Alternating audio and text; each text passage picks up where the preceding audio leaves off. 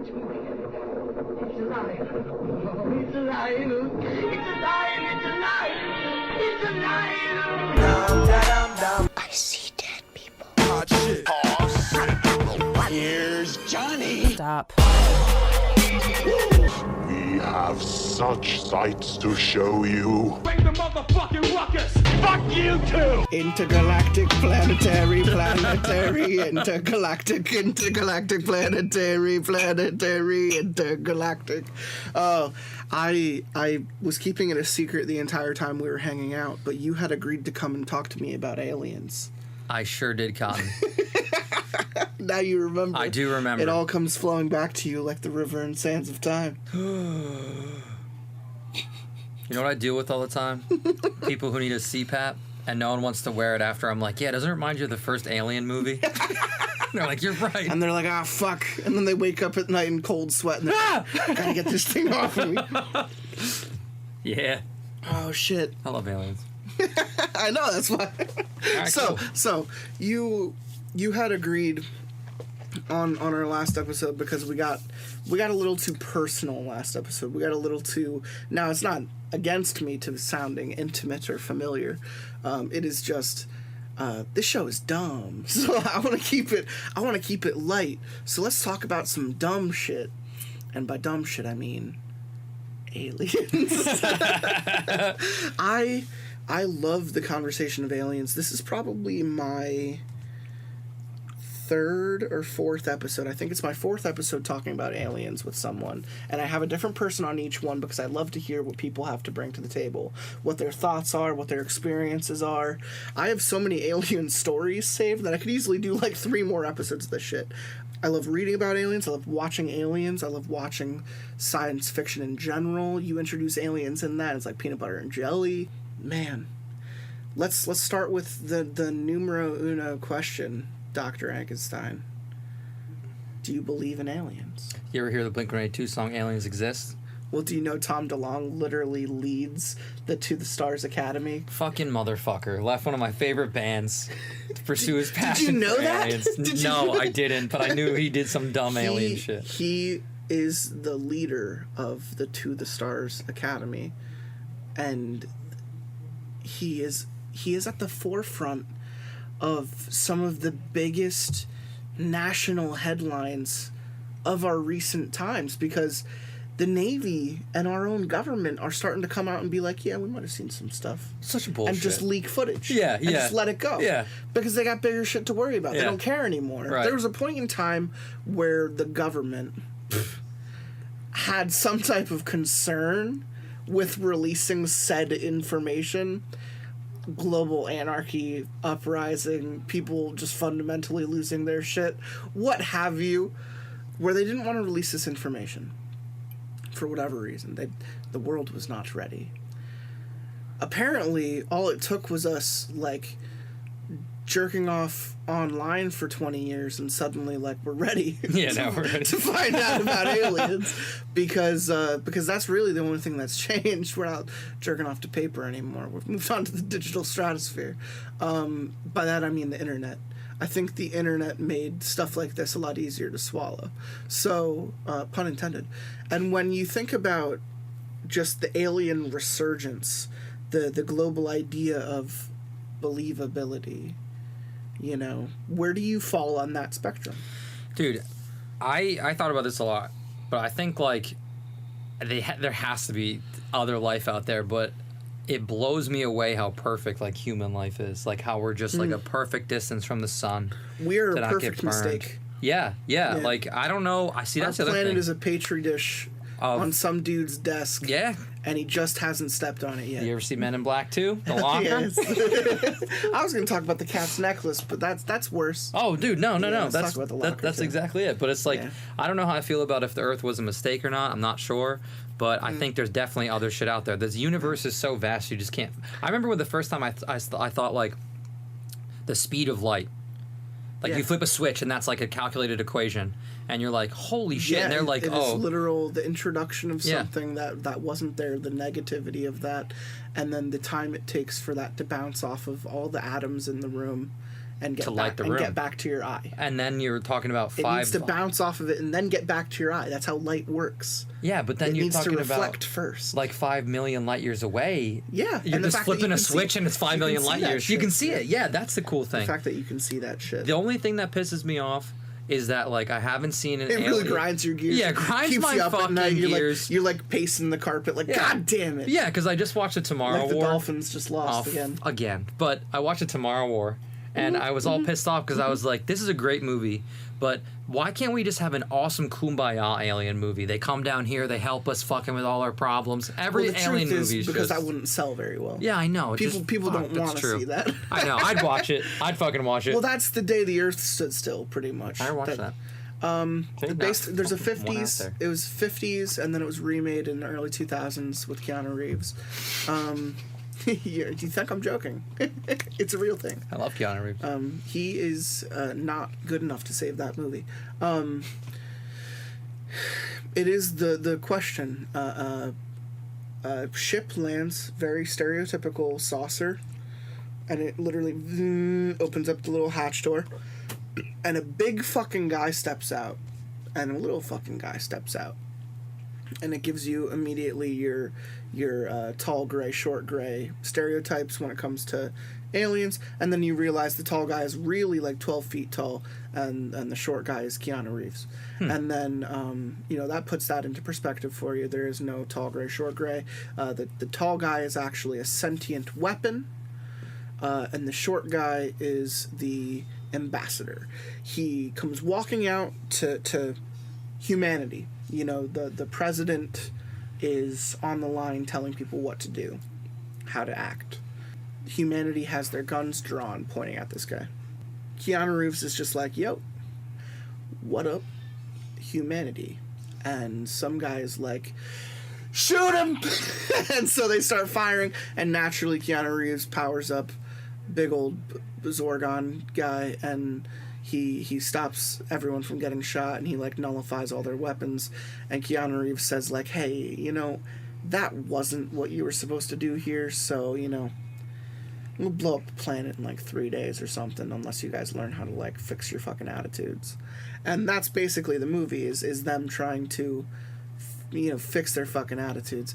That is the message. The movie is about Keanu Reeves getting hurt and humanity like saving him, and then he learns compassion through humanity's experience, that not the people pulling the triggers of said guns, or the people making the decisions, or the people living on planet Earth. Those are just the people who are obstinate and taking power away from the younger living class, if you will. See, but that's exactly what would happen.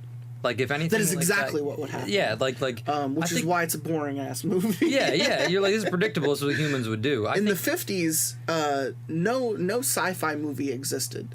There are tons of movies that existed in the sci-fi. I say this facetiously because in the 50s there was no killing whatever it was you were up against. They always talked them down. Oh yeah, we talked down the Germans. In the 50s, it was in the 50s. No, I'm talking movies. Sorry. I'm saying You're in the right. movies. Koreans. In whatever. movies, it was always like, We talked them down. if we were talking about, even if we're looking at like the Blob 50, it's like, okay, here's this big thing. It came from space, and it literally just consumes matter. Mm-hmm. It is a vacuous fucking gelatin that just sucks everything in and destroys it. And it's just rolling down the street. And what do? They have a fucking conversation with it. Which is insane. What is it? Lost in Space in their original like 60s. It's like, oh, what are these guys doing? They're lost. They need help. Well, they're just gonna go around and talk to a bunch of aliens. Right. It's like that's just what. As humanity got older, I guess those rose-tinted shades came off a little bit, and I think what came back was ethereal fear and the general scariness of the unknown, and that's where you get your cryptozoological sense of, I don't like this. Kill it. when it comes to other creatures, when it comes to other things. So then you have movies like The Thing and Alien, and now your fear is justified. Now the xenophobic nature of humanity is justified, because if we don't like it, we kill it. We kill it. We kill it. And that comes into the thing I've discussed on the show multiple times with our other guests is, I think the only reasons aliens haven't shown themselves is because they know we would fucking kill them. Yeah, good for you, aliens. It's America. Let's get out of here. Yeah, we'll nuke your ass. Fuck you, fuckers. We'd kill Jesus, dude. Jesus could come back, Jesus. and he could come back and be like, the plot of... I'm Jesus. The plot of You're dead. Prometheus 2 was that Jesus was an alien, and when he tried to demonstrate his powers to people, they were like, let's fucking kill him. That would happen right now. I guarantee it. It would. He could come down here. Not James Cameron. Ridley Scott wants everyone to believe that Jesus was an alien in his movie, and the reason we killed him is because he was an alien doing magic alien shit, and no one could handle it. Yeah, and that would happen right now. So the answer to your question is, yeah, I fucking definitely believe in it. What type, I'm not sure, but when it's happening, I don't fucking know. Well, let's talk about types then. Do you believe in creatures that exist under the crust of the earth that have been living in the like kind of hollow earth, kind of empty caverns, the warm? What I'm talking about is the reptilians. Do you believe in the skin wearing lizard race of people? You mean, do I believe if someone's gonna crawl out of the ground when the temperature's just right and wear me like a fucking Armani suit? Yeah. Yeah. The reptiles for me are the hardest ones to believe, because I don't inherently think anything good can come from this planet. So if you tell me some fucking alligator kid comes crawling out of the sewers one day and goes, yeah, here's the rest of my family, I'd be like, fuck you. Kill it. Fuck you. Yeah, pretty much. And that's when they say we were here before you. We actually enslaved your race, thousands of years ago, and when you became sentient and overpowered, we kind of just let you guys go, but we're back to kind of like enslave you guys again. So laser whip. Nah, I don't believe in reptilians, not really, when it comes to that. What I think I believe in the most are probably just Nordics, the idea of humanoids that are from different times, different spaces, different areas of the universe, that are just coming here to blend in. Kind of like a Men in Black syndrome, where you see someone who looks like a person, and then you double take and you're like, that guy didn't look like a real guy at all. But then you look for him and you can't find him anymore. That type of glitch in the Matrix bullshit. Would you believe him if you met someone and he was like, hey dude, I'm an alien. I'm not from here? I'd need demonstration. Would you kill him? No, I wouldn't. Oh, okay. I wouldn't kill an I'm just alien. wondering. I'd get killed by an alien. I know. That's what I look yummy to an alien. Yeah, he'd be like, yo, come in this van. Cushy. Yeah, look at this cushy, white, smushy human little meat sack over here. Yeah. Let me live in that meat sack, boy. Dude, he'd get me. He'd be like, yo, I got VIP tickets at Blink-182. And I'd be like, all right. I'm in that van. I'm in the van. Dead. To I'm the dead. stars. Yeah, I can't wait. So what's your favorite alien movie then? Everyone knows my favorite movie is The Thing. The Thing is what I tell everyone to watch when it comes to sci-fi horror. Out of all of the aliens that probably exist, I don't believe in tall grays or short grays or any type of little green Martian men. I don't believe in that shit either. I really just believe in either humanoid or insectoid. I think there's too much evidence that if mammals didn't exist, insects would run this shit. Oh, for sure. And if you introduce any other planet older than ours, I would not be surprised at all if there was some type of fucking insectoid race. Praying mantises or mothmen, what have you. I think that's far more believable than short grays, tall grays, or reptilians. We Earth is the reason why reptilians make sense. You can't go to Mars and make sense out of a reptilian. It doesn't have the temperature, the climate, the planet, the way the planet's geographically made, it doesn't make sense. So you kind of have to make sense of our universe first. When you come to terms with that dinosaurs had more feathers than they did scales, you kind of start to think that we really got this entire history thing wrong. which is fun. It's just cool to like. Oh, it's very fun. That as time goes on, we're like, we fucked up. But like you're talking about the insects. I think about like the roaches, how they were just these like you said, praying mantises, like these gigantic, huge beasts because they had so much more oxygen. Yeah. And they were just taking over the planet like a cockroach now. Apparently, like 64 million years ago. Not even close. Yeah. So I think that's a cool thought. There is a lot of like fun little things to think about, and that's why I say universe. Like, I don't necessarily think that like if we're gonna come into contact with an alien, it's gonna be from outer space. I think if we're gonna come in contact with any type of extraterrestrial being, it's gonna be from a different dimension. Oh, I thought you were gonna say from Mexico. I'm actually going in like 2 weeks, so I'll bring you one back. All right, cool. Yeah, I'm going over to Puerto Vallarta. Gonna chillax for my 29th birthday and just drink a lot of shit on the beach. It's coming up in August. Yeah. Nice, dog. Oh, I'm serious. In literally 2.5 weeks. Nice, have a good time. I'm gonna be in Mexico, just fucking chilling. Who are you going with? Franz McVoodoo. Oh, I thought you were gonna say Fast and Furious 9. Yeah. Charlize Theron. Charlize Theron. That dumbass bowl cut. Motherfuckers. You still haven't seen this thing, have you? I need to literally Google Charlize Theron haircut. Oh, so Dr. Enkenstein, how you enjoying your 5th episode? This is your 5th episode, by I the can't way. fucking believe that.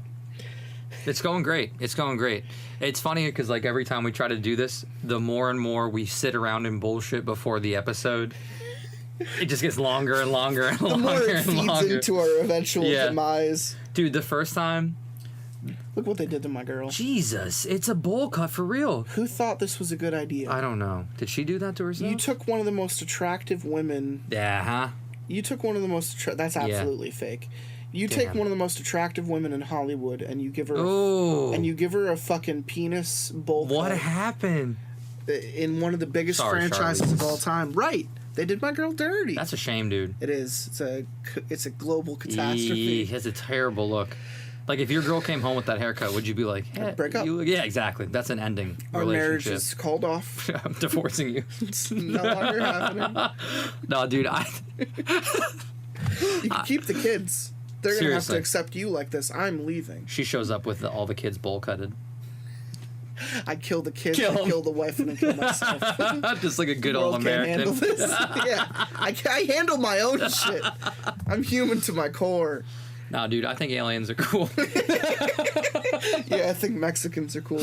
Me too, So- man, especially when they're fixing my lawn. Anyway, We're the fucking worst, man. I like your episodes because we go from being unhinged to telling good stories. The stories we tell on your episodes are very fun. There's bullshit. And it's because we the active process of recording them has 0 fucks involved. I know. and it's one of the easiest experiences for me because I don't have to do much work. There are other people that I have to like carry through this fucking show sometimes, and with you it's just like, let's just fucking talk about some dumb shit for 3 hours. yeah. Aliens is one of the most entertaining topic because we don't have answers. We don't None. know. Your imagination is boundless It when is. it comes to this shit. So It is. So where do you lean? Where do you go? Are you gay for them Nordic, beautiful Swedish looking aliens that say, "Oh, come onto my ship, let me touch you." And then you get up there and they stick something in your butt, and then you wake up 3 weeks later not knowing where the fuck you just were. And then do you photos remember? start to surface, Yeah. and they show you naked wandering through Amsterdam, tripping off, ketamine. So whatever, man. It happens. But there's the other side of it, the nerdy scientific side of it, that says aliens could very much exist, and they could so much be publicly trying to show themselves even now, and our government is actively ignoring the prospect of even going public with it. Like, there's all this footage now. There's all this footage of different shit. Bullet-shaped ships being found off of coasts. Flying angular discs, like triangles coming up out of the water and doing some type of lateral movement that doesn't make sense for a gyroscopic aircraft and then taking off at an insurmountable speed up into the air. Like, you can't explain some of this shit, and that's neato. It is cool. It's pretty neato. It is cool. If you didn't know that Tom DeLonge was jerking off to all of this footage every single night, you should go and look at it. You should go and have an eye on it so that you can jerk off to it too, my man. It's so hard because I like... Because I love Blink. I love him. I love Blink so Mark's much. got cancer. Oh, yeah, I forgot about that. Yeah, I hope it brings them back together, which is fucked up. I don't think it's gonna. Not happening, because he's too into aliens. He's too into aliens. But two things I think about that, dude. Fuck your cancer, I love aliens. Sorry, bitch, I ain't doing a reunion tour. Your mom doesn't come to your hospital bed because she's too into aliens. Tom DeLonge. Tom DeLonge. Like, with the aliens, like, I think about, like, the vastness of the universe, and I'm just like... I can't fathom it. Like, I can barely fathom, like, the duration it takes me to go from the east side of PA to west side of PA. Mm-hmm. So then I think about, like, how could there not be anything out there? But it's funny that all the stuff that we've seen so far and anything remotely that we can get close to, like Mars, Jupiter, we haven't found any type of intelligent life. But that's bajillion miles away. Yeah. So I don't know, like, what's past that, though, because I know they've seen past that with these telescopes, which is insane. We know for a fact that there are other Earth-like planets in the next neighboring system. So it's all about what's on the other side of the curtain, I think. Yeah, who's going to get there first? Are we going to get there first? Are they going to come back here first? Do they not want to do this? Second thing is, there was someone... Do you think we're going to witness it? Do you think we're going to be old enough? I don't know. I don't know if I trust the government enough to be like... When they tell me shit, I'm super skeptical. And absolutely, off the rip. So and I'm then like, if it does happen, what part of you is going to believe it? And to what extent? Till I see it myself. To what extent? And when it does happen, how does it happen? You know, naturally in a Tomorrow War situation, we would know all too late and pretty much be eradicated as a meat puppet human race. But when it comes to shit like Mars attacks or like fucking Predator, like maybe you wouldn't know as fast. Maybe you would just kind of catch the news one night and be like, "Oh shit, what's happening what the fuck? over in Ecuador?" Yeah, Ecuador. Oh, that's crazy. That's some crazy shit. And then I go on with my life, and Yeah, exactly. Yeah, not give a fuck. Yeah, I don't know. There's someone I took care of, and this is just odd, and it's hard. Killed him? You killed him? I didn't kill him, thank God. You said you took care I of actually saved this motherfucker. Oh, okay. But he is not gonna adamant. pay you anymore because you told me you'd take care of him. Oh no, I took care of him. But he I took care of him, all right. Okay, you get paid now. He was saying that he was driving in his car, and he was driving, I forget where it was, but there was just like over above him and his fiance who's in the car with him, just like a super bright, very, very, very warm light. And it was for like a couple minutes. They showed me a couple pictures, but I couldn't make out of it. And then, boom, it was gone. But right after that, he started having heart problems. Just bad heart problems. He had skin problems. But that could have been a biological effect. It could have been like a lapse in his fucking neurons. I don't know. His processing. I don't know. His visual cortex could have been like. But he swears it was some type of alien thing. But I'm like, okay, well, what if it was shit. and it was like a ton of radiation or something like that it delivered through the car? I have friends on this show who have told me that they have seen stuff they can't explain. Physical, like first-person contact that they cannot justify with actual losses of time. I've never had that shit. There's some crazy shit. Yeah, I'm a very fearful individual. I'm not gonna say I'm like a scared little bitch or anything. I'm just saying, I'm driving my car at 3:00 in the morning through a cornfield, and I start to see lights in the distance. I'm gonna poop my pants. See, I don't understand these people who go towards it. Oh no, I drive away from it. That's what I'm saying. Yeah, we're the same. I gotta get home that. and change my pants. Yeah, I gotta go. I'm not going towards it. Like if there's pants, I'm trying to stop at a Wawa on the way home to get macaroni and cheese. Got poo poo sliding out of my pants. It doesn't make for a good mac and cheese. It depends if mac and cheese came out. Oh, alien. Oh, E.T. I forgot he was sitting. Oh, over I there. forgot That's- about him too. That's fun. Little fucking basket. Yeah, look at that guy. Dude, I'm not gonna lie. One of my childhood fears, for some reason, was that ET, when I was taking a shit, was in the shower. So before every dump I took from like 8 to 25, I opened the fucking shower curtain. Doctor. Fuck and then that he guy. like sticks his finger up your butt. Yeah, if he came out at me, I would just Ouch. punch him in the face. That's it. He's very punchable. He is. I'll give you that. He's like neat. Ow. Ow. Just fucking like touches himself so he can heal. Yeah, He's like, yeah. oh. Not like his finger. Yes. Anyway, I E.T. What a guy. Hats off to you, Steven Spielberg, for creating an ugly little thing that people like. Anyway, Making billions what's of your dollars. favorite Alien movie? My favorite Alien movie? It's tough, but I think my favorite Alien movie is Alien Covenant. I love it. I love the action. I like the follow up to Prometheus. I like I don't know. I like all of it. I love like the xenomorphs and like what they do to it, or the They look pre-xenomorphs. great in Yeah, that movie. they do. They do. They look the most believable they will probably ever get. Yeah, it was neat. Reminds me of Conker's Bad Fur Day. I got him over there. You got He's Conker fucking- over there? He's chilling over there. That's cool. Oh, fuck yeah. I've played that game forever. I'm gonna level with you. I hate Prometheus. Yep, Barry. And I fucking hate Covenant. You don't like Covenant? Oh. I don't like either of them. All right. I love them both. But it's cool that you like them. Yeah, I like them both, man. Do you have Barry too? That's cool. That's That's what I awesome. call Bad Fur Day. That's awesome. Say something else, man. Say something. Yeah, what the fuck? Yes. Yeah, you are. Yes. Yeah, you are. I think that's one of the first things, like, when I was a kid, like, my older cousin was like, hey, man, want to play this, like, rated MA Rotten game? ass game. Yeah, I was like, yeah, sure. And then you go to, like, the Teddy Wars. And you're just like, dude, this game is Yeah, the it's fully shit. loaded. Oh, yeah, that's a great game front to back. The drunk bee. You fight a poo monster. The bee just wants to fucking. Oh, I love the flower bee. with the big old titties. Oh, I love that bee. And you're just trying to get home so you can fuck your big T girlfriend. Barry. Yeah, man. That's a good game. Good times. They ever re-release that? Yeah, They did? that's the fully reloaded. Oh, that's the cool. Then Rare Replay has an HD Remax. That's cool. So I do have that. No, yeah, it's a man. cool game. But yeah, I like those fucking movies. I think they're cool.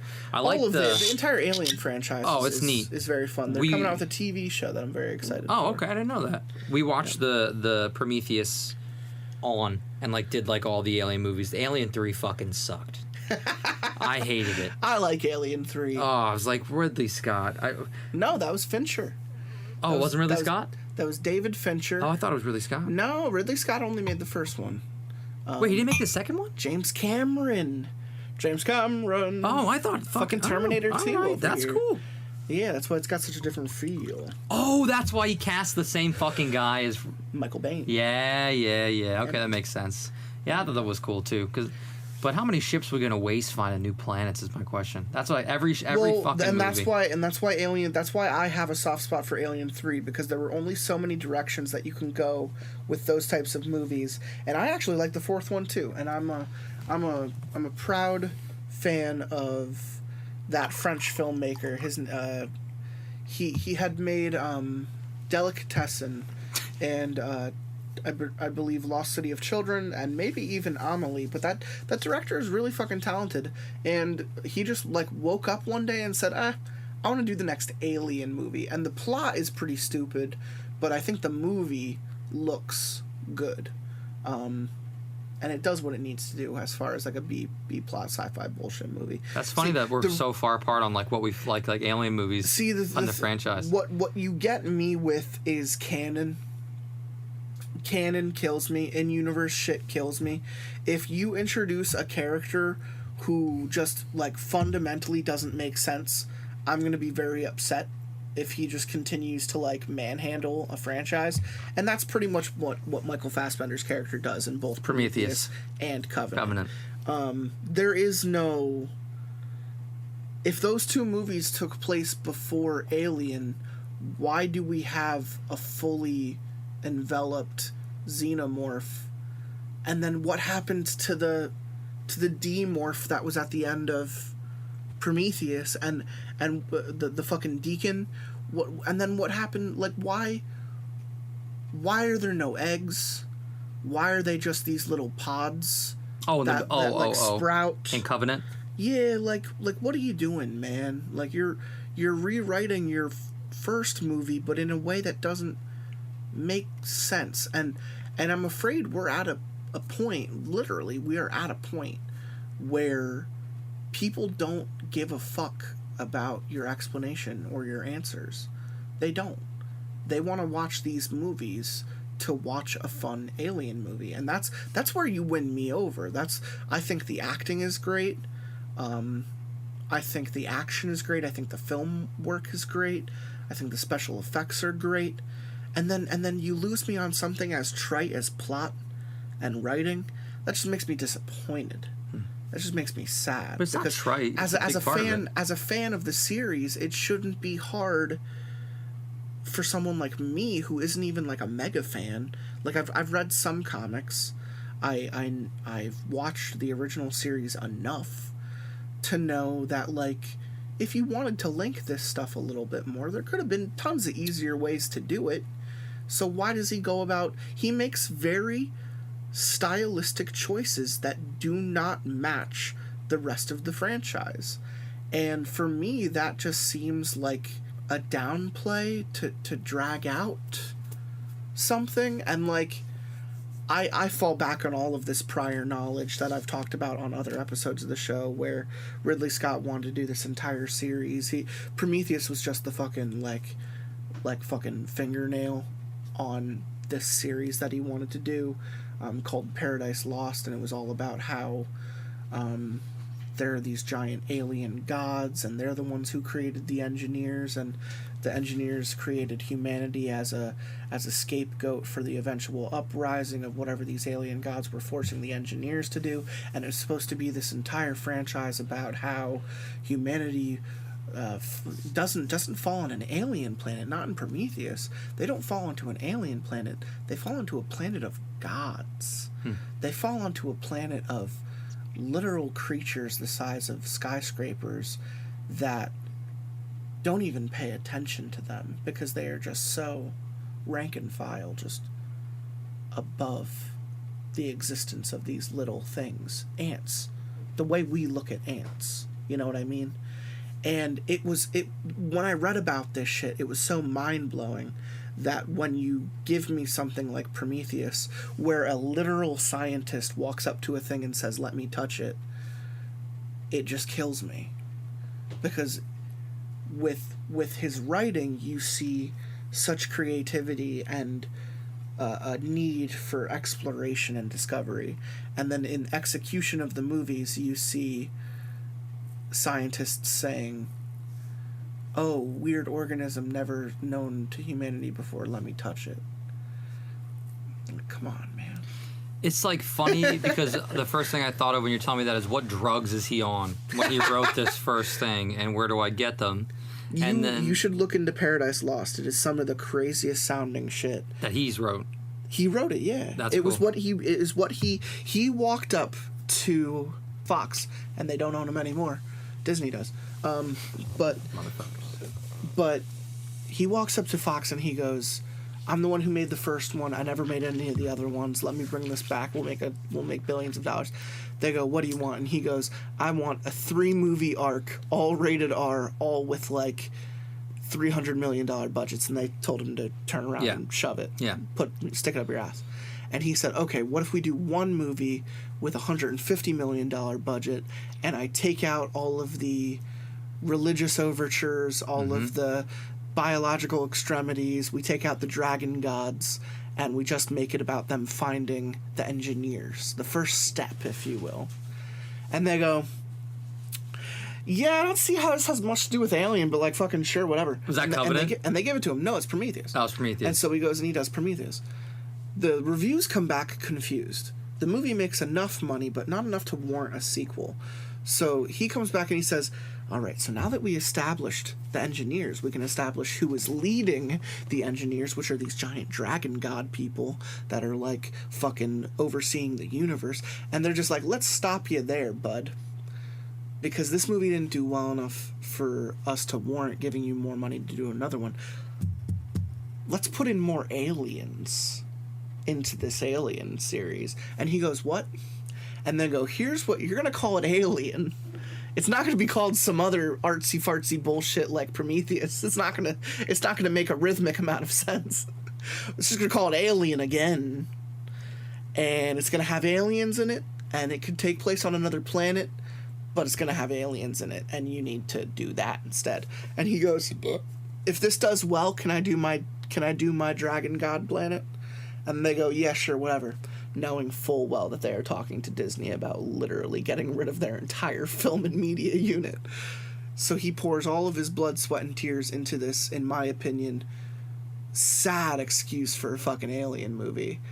And it comes out to pretty reviews. I remember it made back what it put in, but at the end of the day, you have a rehash of the first movie. Generic space team goes on to generic planet they didn't think of existing. Bad thing happens to person gets pulled back onto ship goes down, they are now stuck on bad planet. Hilarity ensues. And that's Covenant. See, I fucking love. All right, so it's okay that you like it. No, I know it is. And at the end of the day, I can go back and watch it and be like, yeah, this is fun. This is fine. No, it just makes me angry. No, I know what you mean, because I didn't know that over the whole dragon, whatever the fuck it was. But like when I watched Prometheus, it's not public knowledge. He wrote several art books and detailed different plots in journals that you can buy and read. It never happened, so for all intents and purposes, it doesn't exist. But yeah, well, still, it's still good to know. But like I said earlier, he wanted the second movie to literally begin with Jesus being an engineer, and the engineer tries to like spread his magical gifts, and the people of Jerusalem literally put him on a cross. Right, and there we go. Yeah, and that's exactly what happened today. No, but I get fucked up because, okay, Prometheus, the first one, obviously. And, like, Michael's like a little talky-back fucking robot piece of shit. And I'm like, okay, whatever. You're like an angsty, I'm better than humans, blah, blah, blah. And then he ends up delivering that toxin to the engineers. He kills all the engineers. And my question I've always wondered was, for what purpose? That whole scene. Yeah. And I was like, okay, I understand. And then the only thing I liked, or one of the things I liked about it, was that ship falls. They explore the ship. Whatever with the you're talking about the religious overtones. I was reading that. Remember that first fucking guy who breaks through the suit? It's supposed to be like the snake in the Garden of Eden. Totally. And like that's where it starts the whole thing. And then I like that they can't get off that fucking whatever the fuck planet was. He basically somehow he just goes from a head to being a full body again, and then he dissects Elizabeth Shaw. Mm-hmm. Works on her to make like the alien creation, and then it goes from there. And that's what I liked about it. And I was like, oh, this is neat. Oh no, it's a fun new lens to which interpret the beginning of the series. I am at a loss, because what I look at as the beginning of the series is eggs on army ship in middle of nowhere with dead engineer. Where did this come from? Why are there eggs? And where'd the eggs come from? And you still haven't matched those two. The plot we are missing here is that there are renegade engineers who do not want to work for the dragon people.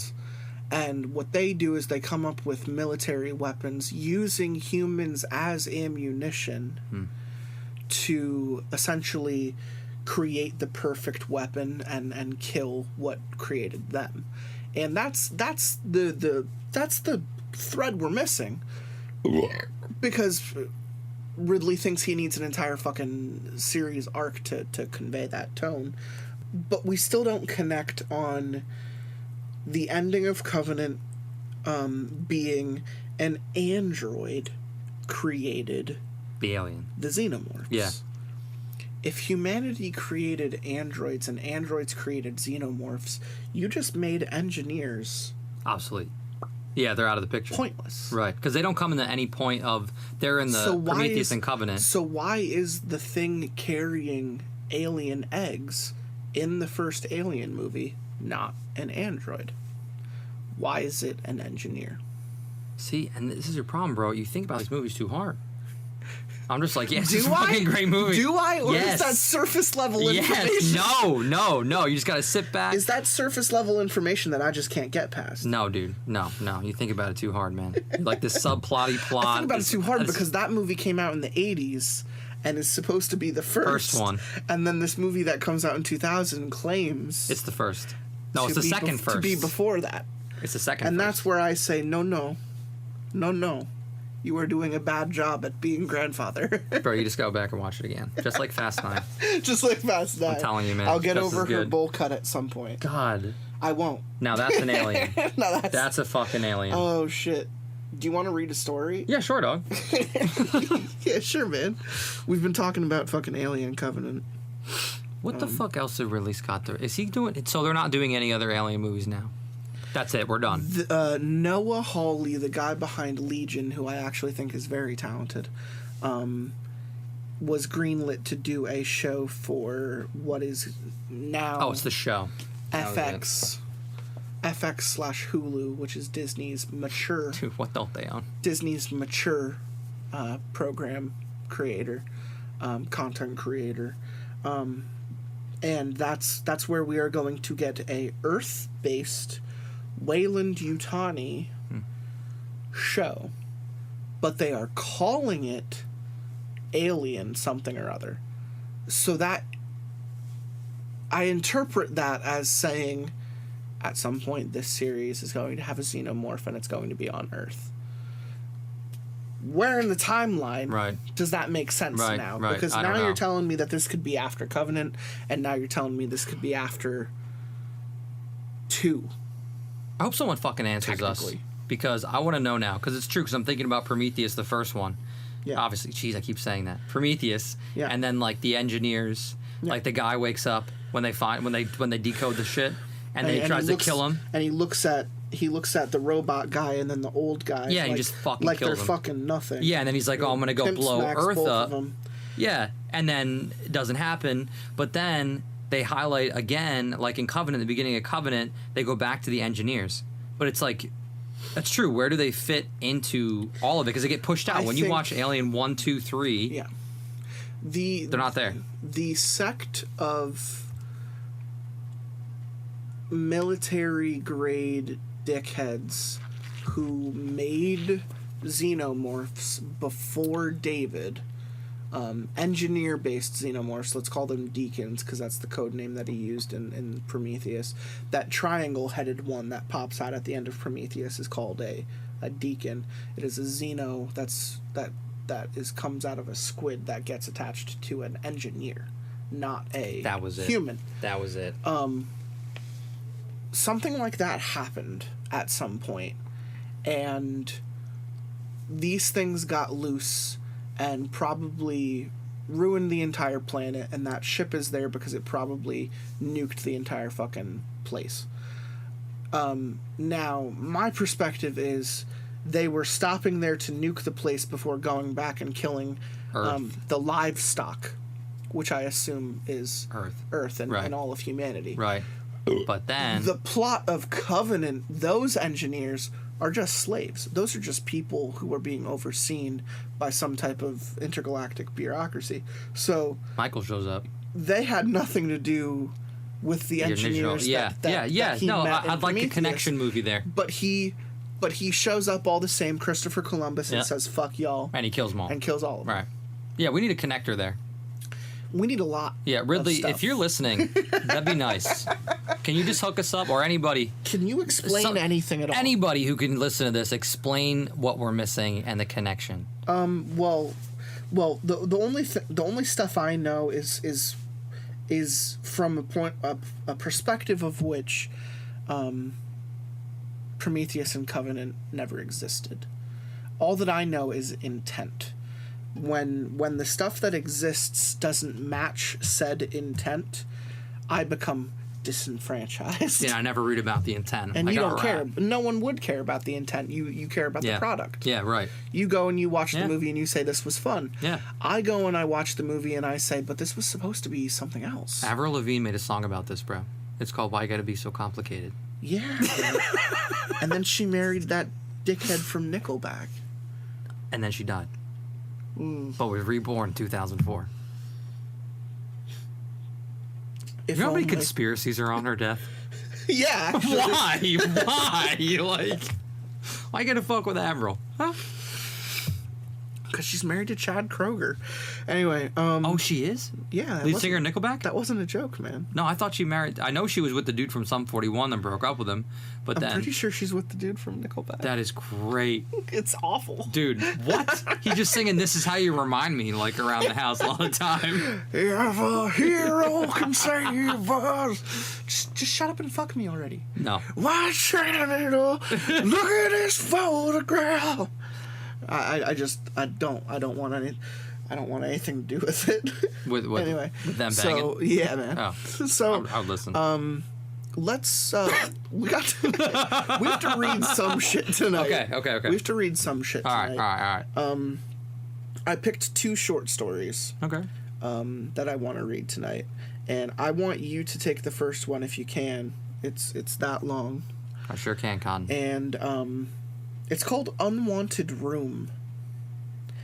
And when you think about that, what comes to mind? Unwanted Room. Yeah. Fuck. All I'm thinking about is drinking more bourbon. But Listen to Nickelback. yeah, listen to Nickelback. I'm thinking about him just going after Avril singing That's Photograph. an Unwanted Room right there. Wanted by me. Yeah, I don't know. I guess maybe like a room, like in a house where you're just like, this isn't a closet, this isn't a pantry, this is just, I don't even know what this is. What even goes here? Yeah, what goes here? What do I put here? I'm not sure. All right, so this is Unwanted Room, and this is actually a creepypasta. Great. Should I go now? I'm going now. Okay. Unwanted Room. I thought it was a great house and at a price we could afford, despite being laid off after 10 years of steady employment and Son a of a new bitch. baby. I know, 10 fucking years, motherfucker. Goddamn. Where are you working at? Arby's? And a new baby in my wife's arms. The area was rural. The nearest neighbor is not even a sight from our kitchen window, and the previous owner had left a lot of furniture that we didn't have. That's nice. It is really nice, just like the guy with the dryer. From our small one-bedroom apartment in the city to this place, it was like finding a piece of heaven. The real estate agent had been nice as she showed us several different places, all out of our price range. Fucking bitch. Then suddenly the previous owner had passed, and his children didn't want the property, so it became available. I was eager to get the house. It was modest enough for our growing family. What else could we want? The agent had what I thought at the time was a funny story to tell us. Before she could even tell us the asking price, she said that she was required by law to inform us that a paranormal research team had visited the house under the notion that the place was haunted. Hell yeah. She assured us that the investigation happened 20 years ago and there was no evidence of a haunting, just some old dumb family rumors that scare the residents at the time. Great. We all had a laugh at that. Ha Yeah, ha. I'm having a laugh. That was the ghost. Especially my wife, Molly. We were both skeptics of the paranormal. We didn't believe in ghosts and vampires any more than we believed the moon landing was real. Wow, Buzz Aldrin would be really offended. Come on, man. Yeah, the agent didn't have the exact details, but it was a clean house. I put a bid on it immediately. Never bothering to inspect the house for damages or insect infestations, a decision came to my regret. Our first week was uneventful. Molly and I took the upstairs master bedroom, and little baby Ethan got the room next to ours. There was a third bedroom, which sparked Molly's interest in having another child. I didn't have a problem with that. The attempts were the best part for me. Nice. And she never knew I used the condom so that I could be with her without risking getting her. What? How did she not know that you had a rubber? I'm gonna go back again. And she never knew I used a condom so that I could be with her without risking getting her pregnant. Yee. Hun, you feel really slick tonight. Oh, dude, can you imagine if your dick raw felt like a like a condom? condom? No. That sucks. She was so beautiful, with long brown hair and chocolate brown eyes. Her slight Asian heritage showed in the small slant of her eyes. My purely European ancestry didn't mind at all. Her body was something I couldn't be more proud of, with her skin as soft as satin and her ample breasts. There was no sign that she'd ever been pregnant. This is great. I'm glad you're reading this. It's a good story. The second Tuesday after moved in, the problems began. There were subtle things, all which could be attributed to faults in the house. Though I could see why someone obsessed with the paranormal would immediately assume ghosts were at work. Molly was the first hit, as she went to take a shower before leaving for work. As she stood naked under the spray of water. I see an alien just chilling in the shower, just staring at her. It's Ridley Scott with the Covenant poster. No, I was thinking of E.T. Oh, what you shit, said earlier. no. Get out of my E.T.'s in your shower. Anyway, this bitch is in the shower with a bathing suit on. As she stood under the hot water, as she stood naked under the spray of the water, the hot water stepped, and she jumped out of the shower screaming. I comforted her with a large towel and then sat myself to checking the water heater. I thought it odd that all the sinks still had hot water, but I was determined to check it out. I didn't have any experience, though as a husband, I felt qualified. Right. It was like I was given a book on how to be a man when I was married, just to do all the things a husband was expected to do. I hadn't been in the basement much since moving in. The movers brought all the boxes down, and Molly was the one to search through them. In my inspection, I noticed a strange architecture that formed the foundation of my new home. It was old, blended with cunning skill to the newer sections of the basement. I was never good with history, and I couldn't place it immediately, but some of the carvings reminded me of what Molly and I had seen in our old Roman church on our honeymoon in Ireland. Perfect to find in your basement. Yar. That had been a special place. The tour guide had explained that the Romans had no known success past Hadrian's Wall in England, and the church was evidence that the empire had spread further than previously known. They even might have made it across the Atlantic, the guide had joked. A lot of educated historians and archaeologists were in the news infrequently, talking about Europeans in New England long before Columbus arrived, though I barely paid attention to it.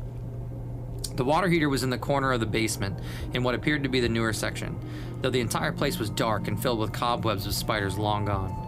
The cylindrical device was in a recently built cabinet to hide it from view, as if the notion of finishing the basement had come to mind before being abandoned. There wasn't anything in the cabinet with the heater other than more webs that had been abandoned by their makers. I wonder how long it had been since anyone actually checked the machine. I had to brush several webs aside just to get a good look at it. I already said that I'm not taken to believing it unknown and mysterious, but I felt dread being in that place. I could feel eyes watching me, though I never saw the source. It's E.T. in the shower. That motherfucker. I swallowed my pride and looked at the heater, expecting to know nothing. But I did! A valve dial was turned almost entirely to the right. A worn label was beside it, but I risked a danger and turned it to the left, gasp, opening the valve. There were no explosions, and the heater didn't react differently. When I checked the shower, the hot water was working again. I told Molly with feigned mastery, knowing that the valve was likely closed enough that it allowed some hot water through, but wasn't reliable. I fixed it, twisting one of the knobs until it was fully open. I stayed home, unemployed as I was. Molly appreciated it. I was able to watch our child and work on what I've always dreamt of, composing music. Oh, God. Ethan slept most of the time, waking only when hungry or after he soiled himself. same. It was good for me. The baby monitor I kept a few feet away was almost always silent. And because he couldn't tell me what he dreamed of, I didn't know what was going on in his head. Thinking of it made me laugh. I didn't know what a baby could dream of other than milk. And maybe Molly's breasts. I dreamt about them all the time. The fact that he felt it necessary. to put that I know. down. I love it. Other things happened. All that I was able to explain other away. shit happened. Anyway, bunch By of the shit. way, aliens. Molly's breast I'm hoping covenant. for that to happen. By the way, some aliens are here in my Yeah, shower. 6 years have passed from the missing cordless phone to missing silverware. This could easily be my fault. Odd cold spots appeared, but always seemed to be the result of a broken vent or something else changing the air around it. Then there were the lights. Oof.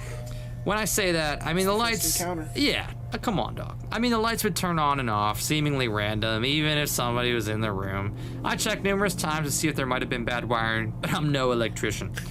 I'm not anything. I'm a music Literally. writer. I'm a fucking SoundCloud rap artist.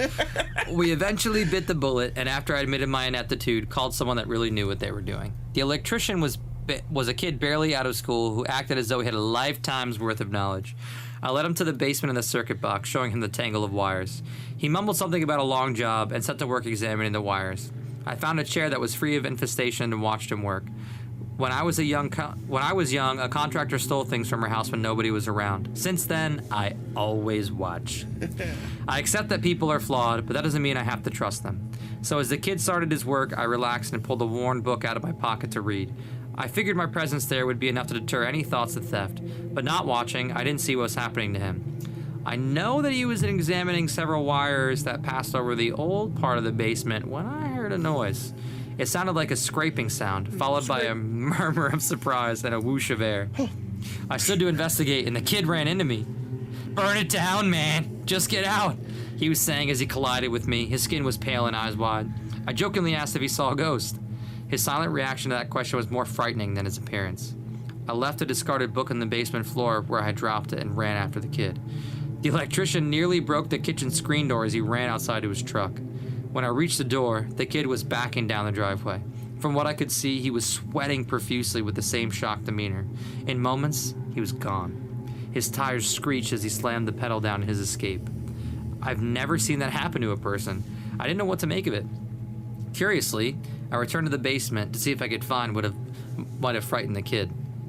Fuck that. I first noticed the book I had left. I closed the basement door. Yeah, I closed the basement door and I burned the house down. That'd be my story. I first noticed that the book I had left, and I thought fallen on the floor, was resting peacefully in a small table beside the chair with a scrap of paper acting as a bookmark. I couldn't remember doing it, and considering that I dog-ear the pages when I take a break, the bookmark was highly unlike me. I put the small book back in my pocket and circled to the other side of the basement where the electrician had been. It appeared as though he was at a portion of the basement where the old and new portions were blended together with artistic grace. There was white dust everywhere, and I noticed that some of the wires were inside the wall, engulfed by plaster. I tugged one of the wires and made the same scraping sound I heard earlier. It wasn't hard to figure that the electrician was pulling out some of these wires when something happened to him. I looked over at the several wires that were free and noticed one that had been pulled out more, done by the electrician. I moved to inspect the area that the wire had been ripped from when I heard the sound that immediately took my focus, a baby crying. I rushed up the stairs to find Ethan lying in his crib, wrapped in a small blanket, crying. His eyes were pinched shut, and he was slightly curled in a fetus. Back in his mother? What the fuck? I went to him, thinking of nothing but my son. He cried as I picked him up, and as I held him close, he grabbed my sweatshirt with his small hands. I circled the room, trying to calm him down, but nothing worked. I decided to feed him and walk to the hall. Ethan stopped crying the very instant that I stepped out of the room. I looked at him strangely and stepped back into the room. Ethan began crying again. Make up your fucking mind. Yeah, wailing as if haunted by something. Yeah, I threw him out the fucking window. I couldn't see. I took him out of the room and once again the tears stopped. I admit to my confusion as I brought him to the kitchen where Molly kept several bottles for him. I rested him comfortably in a playpen he could grow into I put him using. in the fridge next to the beers. And cut his ass off as I prepared some food for him. Once I knew it wasn't too hot or too cold, I went to my son. He drank some, but he wasn't as hungry as his crying would have otherwise suggested. He burped a little and fell asleep in my arms. I carried him to the master bedroom and put him in a bassinet in the corner. When Molly came home, he was still sleeping. "I'm home," she called as always. I went to the stairs to usher her up and carried him to his crib. He was sleeping and didn't wake when she brought him across the threshold. She found me, smiling as always, and led me to the kitchen where she prepared a small dinner for us. That night we were both woken by Ethan screaming, which reminded me again of his awful tears earlier in the day. Molly brought him into our room and he slept in the bassinet without disturbing us once. He slept in the bassinet for 2 more nights, stopping us from attempting another child. Before the sexual tension between us grew too strong, Molly waited for Ethan to sleep and brought him to his crib. At 2 o'clock in the morning, he started to cry. Molly once again told me that she'd handle the baby. Lying in bed, I could hear her pacing the hallway, whispering to Ethan. I couldn't hear what she said, but it was calm and relaxing to me. When she brought Ethan to our room, her inaudible words had to put me to sleep. 3 more nights we attempted to sneak Ethan into his crib, and every night he dragged Molly out of bed with his crying. By the 3rd night, I could easily see the lack of sleep taking its toll on her. Her eyes were always red, and the skin under them was darkening. She even dressed in more muted colors, as if rainbow fabrics had no appeal to her. It was bad, and I resounded the solved situation myself. Let me take a sip of bourbon. Oh, yeah. No, we could talk about it. I think, this is classic misdirection. If I didn't know that this was alien-related, at least I hope it is. I had pulled this one from searching the keyword alien on creepypasta, so I assume that the twist related to this story is that there's something supernatural extraterrestrial going on. But if I didn't know any better, I would say this is like serious, like Haunting, paranormal. 101 paranormal. Yeah, same. Spirit bullshit. Like, Yeah. you know, Conjuring, Insidious bullshit. Yeah. Where, you know, you notice little things about where you live. You notice how things start to sound different in rooms that didn't previously sound that way. You know, things that you aren't picking up on being picked up by other people or other things around you, like animals or babies. You know, what frequency are they existing on that they're seeing something different than I am? It's freaking me out. Right. No, and that's what I'm thinking too. I'm like, I was reading this, like, where the fuck are aliens tying into this? In They any might way. not, and I'm okay with that. Yeah, I'm cool. This is a good paranormal one. If that's what it turns out to If be. that's where we go. All right, so fucking part 2. The following day, I ran to Ethan's rescue, and after comforting him, laid him to rest in the bassinet. Then I went to Ethan's room to see if I could find anything. I checked the crib, initially thinking there was something wrong with it that upset my son, but it was totally fine. Then I checked the toys, and I even inspected the carpet, but nothing that would frighten a child was there. I was standing in the middle of the room, looking at the mirror on Ethan's closet door. That's when I saw it. Someone else was in the room. What the fuck? What the fuck? I spun quickly, but the room was empty. I ran into the hall and quickly down the stairs, but found no evidence of another person in the place. I went back upstairs and inspected every nook and cranny in every room, but there was nobody. I went back to Ethan's room and looked around. After no initial signs, I looked back at that mirror. At first there was nothing, and then I saw him. Almost my height. He was old, with a bald head, and wearing a black suit with a black tie. It's Men in Black. I was just thinking that. He didn't look at me, but I could tell from the reflection that his eyes were glowing, a soft red light like an old bulb. He turned to me, expressing no emotion, and then started to walk out of my vision. I turned to look and once again found the room empty. I walked to the crib, where the man had stopped and looked. To my surprise, it wasn't empty. Lying there, half buried under Ethan's soft sheet, was that same small book I read in the basement.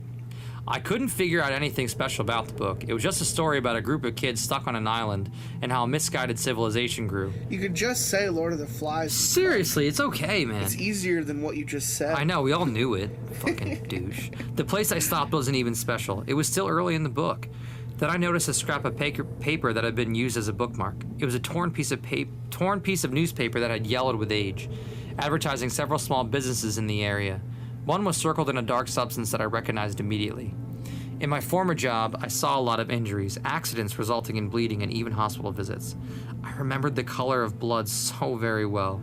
I even imagined that it was a color necessary in a crayon box, but I also knew the color blood made when it dried on paper. It was a brownish color with just a hint of red. The longer it was there, the less red there would be. It was too clumsy to be a marker. Even the small grooves in the line suggested that a finger were used to make it. It was for a psychic nearby, but I imagined that the paper was very old and the place closed. But with the way my son had been behaving, I had no choice but to try it. You gotta have faith. That's right. I dialed the number and waited as it rung. As I sat, I contemplated disconnecting, but a woman answered before I could commit to such action. She sounded old, with a weak, wavering voice similar to the one my mother had. "This is research of unknown knowledge. May I help you?" This is To the Stars of the Academy. I'm Tom DeLong. I'm ready to Where play a are song you? for you. And I'm sorry, but aliens exist. But aliens exist. And Mark has cancer and no one cares. She asked, aliens exist. I looked at the paper and frowned. It wasn't even the right business. Oh, I'm sorry, I apologized. I have the wrong number. "Were you looking for the Madam Oracle?" she asked. I wasn't expecting the question, but that was the name on the paper. Yeah, I was, I told her, almost afraid of what she'd say next. "I am Madam Oracle. Or when I was younger." She laughed and coughed for a moment. Dicks. "My grandson works with me, and we started this a few years ago." Oh, okay. Well, I hope you could help me. I started to speak out when she cut me off. "You found this phone number, and you suspect your home may be haunted. How did you know that?" "Just a lucky guess." Something told me she had more to say. "I also guess that you're skeptical about the paranormal. Well, I can assure you that we act in a very thorough, scientifically unbiased way. How about you come down tomorrow afternoon?" But I didn't say what was going on. "No need, dear. It is better if we don't know. And I know your address. I have caller ID." She laughed and hung up. At the time, that was the strangest experience in my life. Second to the mysterious man I kept seeing in my son's room. I was gonna say, wouldn't that one come Yeah, first? that's what I was gonna say. My son isn't sleeping. But I was determined to solve this. It's ruining my boner time. Literally, I want to see my wife's tits. But this was all just for my little boy. Hell, I was already keeping him from having a sibling just so that he'd get the attention he deserved. I was the third of 6 boys. There was never enough attention to go around. We competed for the spotlight. I never wanted to put Ethan through that, and I didn't want him to suffer any torment. If the crazy bat I'd just spoken with could help, then so be it. I'd bend over backwards for him, and truthfully, I hope that he'd never remember any of this. And I hope my wife bends over backwards tonight. I'm gonna fucking fuck her with a condom on again. I didn't tell Molly about what I've done. It'd be better for both of us if I alone had to live with the memories of this event. My only suggestion was to keep Ethan in the bassinet all night. Molly agreed with me on the count that she had less than 8 hours of sleep over the past 3 nights. She was too tired to have to handle another one of Ethan's mysterious nightmares. When Molly went to work the next day, I put Ethan in the bassinet and waited for the woman to come. The doorbell chimed 1 minute after 1 o'clock. Apprehensively, I opened the door. Her name was Bethany Warwick. She was near 80 years old and used a cane to support her hunched body. Her hair was as white as snow, and thick black sunglasses hid her eyes from me. She was dressed in simple clothes, the same sort that my aging mother would wear, and bunny slippers. With her were 2 men. One was Theodore Warwick, Bethany's grandson, and the other was Francis Conway.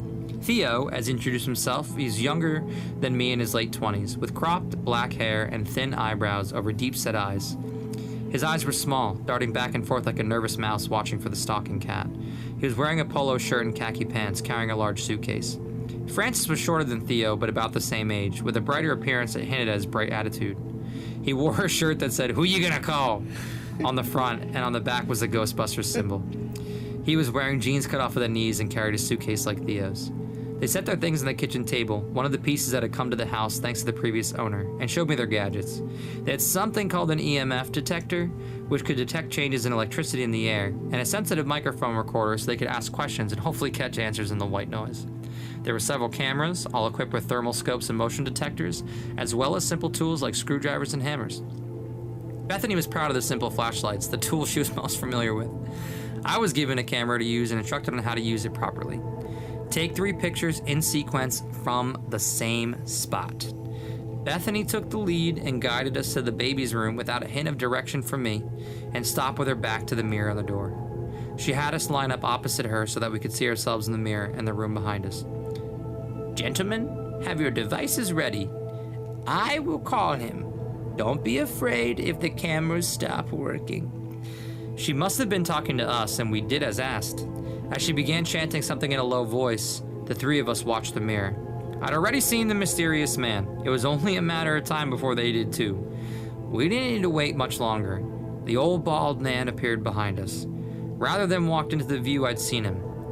Theo, who'd been holding the EMF detector, nearly shouted in surprise as the small gadget began getting high readings that weren't normal for a house.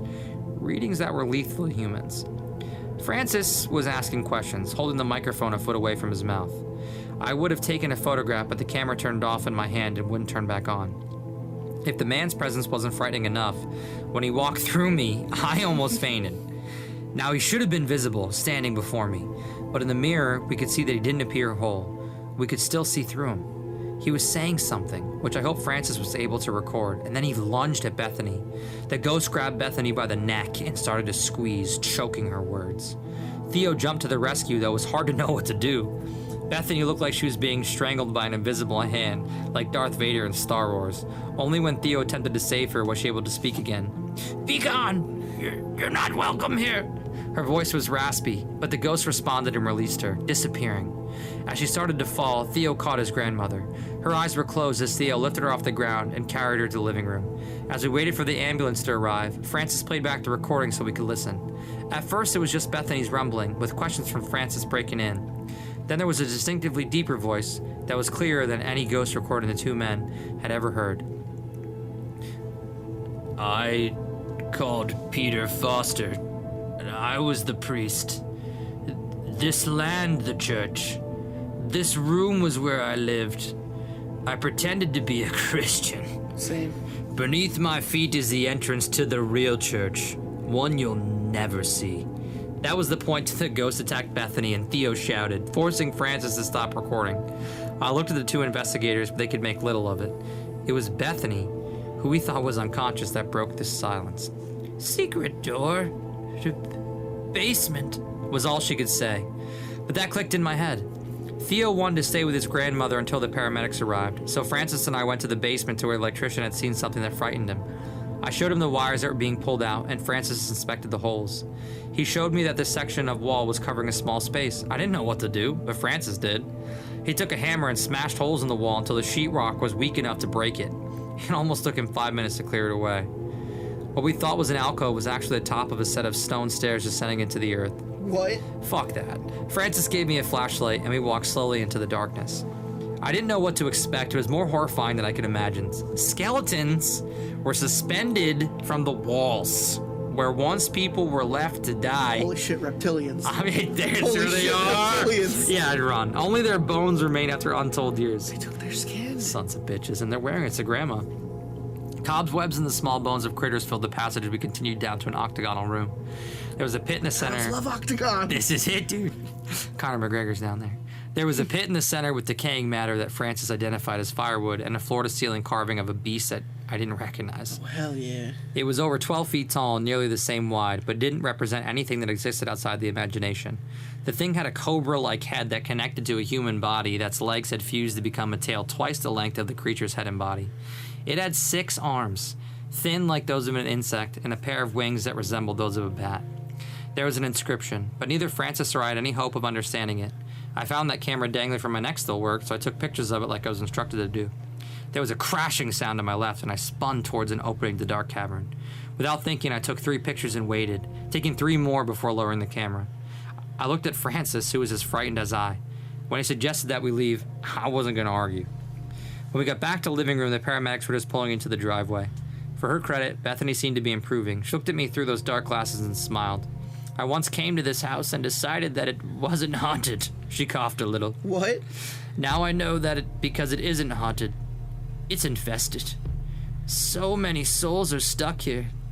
This is no place to raise a child. No shit. Yeah, the fuck.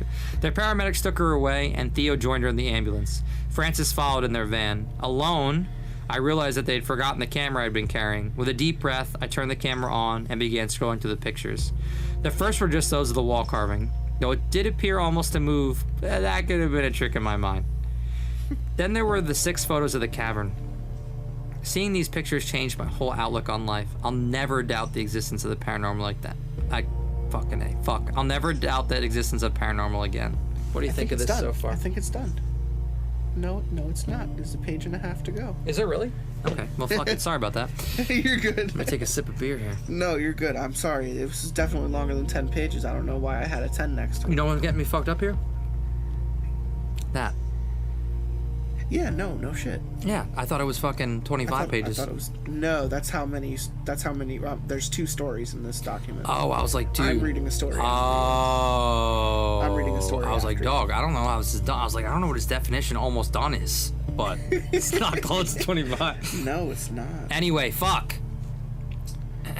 The first picture seemed like a photo of a cave with an odd-looking stalactite to the right. Oh, I love myself some stalactites. Makes me think of 9th grade bio. I love that class. God damn it. The second photo was of the same cave, but now a blur ran across the image and a stalactite was gone. In the third picture, the stalactite had moved to the left side of the picture. What? Yeah. Nervous, but needing to know, I looked at the last 3. These were taken a few moments after the previous 3. The first picture showed the cave. No stalactites, and the walls appeared differently. In the second image, something was just beyond the camera's focus. All I knew was that it was big.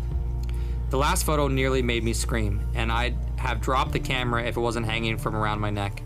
Whatever had been the second picture was closer. I could clearly see the cobra-like head and dark eyes. The cavern was changing shape on account of the thing's large wingspan and its arms and legs. Knowing how large the opening was, I can only imagine the magnitude of the thing approaching. If Francis hadn't suggested that we depart, we could have been attacked by the alien creature. Molly came home and had to park on the street on the account of the numerous fire trucks and police cars that filled the driveway and the front lawn. She found me carrying an awed Ethan as our home burned to the ground. The fires ate through everything, and they reacted strangely when consuming the basement. almost as though it was a large place deep in the ground. Our nearest neighbor, who happened to be the real estate agent, joined us to watch the house burn. Such a shame. That house needed good memories. She was shaking her head. Molly carried Ethan now and hardly listened, but I was curious. What does that mean? Oh, yeah. I must have forgotten to tell you about the previous owner. It was a mistake considering the circumstances around his death. The man who used to own the place was Lucifer. Just kidding. His name was Mark Craftsman. He remodeled much of the place. Did you know it used to be a church until he changed things? I should have told you that much. Some people are superstitious when it comes to living into an old church. Up until a few years ago, everything seemed to be alright for Mr. Craftsman. Then he started sleeping outside the house. That's normal. Yeah, there was a camper in the driveway for the longest time. It was unused except for the bedroom and the small bathroom. Mr. Craftsman may have died while outside the home, just around the corner of the house where the door to the back basement was. It must have been a heart attack. I didn't hear anything different. She spoke with coldness I didn't expect, but when she turned to me, I saw pity in those eyes. I'm sorry I kept it from you. It's alright, I just burned my house down. I wanted to assure. What about that haunting investigation, though? Okay, that's another weird story without the paranormal part. She chuckled briefly. This psychic from town, I think her name was Madame Oracle, came. She was reportedly in the basement when something happened to her and her eyes were burned out of her skull. She wears those dark sunglasses now to hide the scar tissue. She shivered. Molly looked at her but said nothing. I think we're gonna sell this place. We can't raise a child here. Well, you burned it to the ground, so I don't know what the fuck selling is my question. Collecting insurance okay, money, maybe. Is that an alien or a paranormal thing? I think it's a mix, and you know, honestly, you can judge it however you want. When we look at aliens have a pseudo religious perspective behind them. Yeah. You know, think about how the Aztecs viewed them as gods. Yeah. You know, the Mayans, the however you want, the Incans, whatever, you know, pseudo-native, their experience with the quote-unquote extraterrestrials was, doesn't matter where they came from. It was the idea that they acknowledged their power and were subservient to it. If you were to ask me my perspective of this, I would say that was definitely some type of, like, reptilian undergod that lived in Hollow Earth. And I would say time and place would probably prove that, because I would need a little bit more, because you could say, like, demon, monster, what have you. At the end of the day, they could mean the same exact thing. But what about the priest? Like, where does he, like, what happened with him? He built a church on this place. It's not his fault that underneath it was some type of that was it. So there was underneath there sanctum. Got it. Absolutely. Got he it. didn't That drove build him this nuts. place. He didn't build this place. He was converting it into a church. It was a house long before he bought it. He just had his, you know, he just got killed by taking one look at this thing. She saw whatever it is and it burned her fucking eyeballs out. It could be an elder god, some Lovecraftian shit. However you want to justify that, but even elder gods are considered aliens in most rites. Like Cthulhu is considered an alien. You know, he's from the deep stretches of the void, which is beyond space and time itself. So it's all about your perspective on how these things can kind of mesh. As being not a very religious person, I tend to lean alien when stuff like this rears its ugly head. The description definitely had me going reptilians, but insect legs, bat wings, little convoluted. And it's like, is that what it wanted us to see it as? Was there like another form of it, or was that its true form? I feel like that's exactly what they were setting up. But to me, that was Prometheus. They walk into that first room where you see the temple head, and then above the temple head you see almost an arms overstretched depiction of a pointed head xenomorph. Why would a temple on some alien planet have the xenomorph that depicted on their wall if it were not for some type of purpose? See, you think about that. And you know what I mean, and it's true. And we're talking about like the vastness of the universe. Yeah. But like, what about like we're joking about the reptilians, obviously. Mm-hmm. But like, what about the shit that is buried underground that's been there for Mayans and all that shit that we haven't found? That's Hollow Earth. Isn't that wild? Hollow Earth is the idea of a intact subspace That time under just grew our over. feet, and Pretty wild. ironically, the newest King Kong, Godzilla versus King Kong, Yeah. is about Hollow Earth. Really? Yeah, they say that's where all the kaiju came from. That's their explanation for that. That's where the kaiju come from? Is that tied into fucking Pacific Rim? No, but it should be. Fuck. Pacific Rim is about dimensions, though. You got to remember, Pacific Rim is there's Right. dimension Where the dimensional tear of the rift, ocean. Yeah. and it leads to an alien subspace. So Godzilla's considered a kaiju? Godzilla is absolutely a kaiju. I didn't know that, dude. Godzilla is absolutely a kaiju. That's It's fucking cool. Kaiju 101. A beast of gargantuan size caused by whatever. Pacific Rim's another take on aliens. Oh, Even though absolutely. It's like pretty cool because it's just like Absolutely. that's awesome. King Ghidorah is supposed to be an alien. Mothman. King Ghidorah is a three-headed fucking lightning dragon from outer space. Yeah. If you think about his first Toho movie, he was literally brought to the planet by aliens to fight Godzilla. They had seen Godzilla on this planet, and they said, "Yo, it'd be baller if these guys fought." So they fucking put them together and saw what happens. Hey, fuck. Yeah, the Japanese are crazy, man. Dude, they got some good imagination. They really do. No, but it's cool though because it's like I think of like the vastness of the universe, but I think of like you're saying the hollow earth and also like the oceans and like we only know 5% of the oceans and all that blah blah blah. Just like it's amazing what on our own planet we have yet to touch the surface on. There's so much. Wild. There's we'll never so much, see it. and it's terrifying. Yeah, it is. There's some terrifying shit. Like I've seen photos of like a mile down in like a Japanese lake where they have like 9-foot tall fucking crabs walking around and shit. I want nothing to do with that. You know what I would do with What it? if one day they just said, "Fuck the pressure down here, let's live above land," and then they just tried fucking taking over the world? I'd kill it. I'd eat it. I Probably would- tastes delicious. Yeah, oh, fucking dude, love 9 snow foot? crab. Hell Yeah. yeah. Kill that. That's what we would do. We would kill it. We'd eat them. I think that's another reason aliens haven't been around. I brought that up on my last alien We're gonna episode. fucking eat 'em. I was avoiding bringing it up this LMAO. episode, but I actually do think that we are, as a species, humans, too consumptive. I think when you think of an alien's, the alien hierarchy of Nordics, small greys, tall greys, little green men. The idea is that they almost communicate telepathically. They have these small bodies that don't seem to need much to exist. Nourishment, Almost like they feed themselves through some other means. Until they taste And, fucking McDonald's. And to us, we probably look like beasts. We probably look like animals. We are literal meat sacks that consume things and poop out. And we're no better than cows. We're no better than cattle. We're no better than any other consumptive race. So to our planet, aliens probably look at the trees as more intelligent because at least they're able to feed themselves. They're able to get exactly what they want from the ecosystem and not have to destroy anything. We're a very destructive race. Oh, we are. We are animalistic.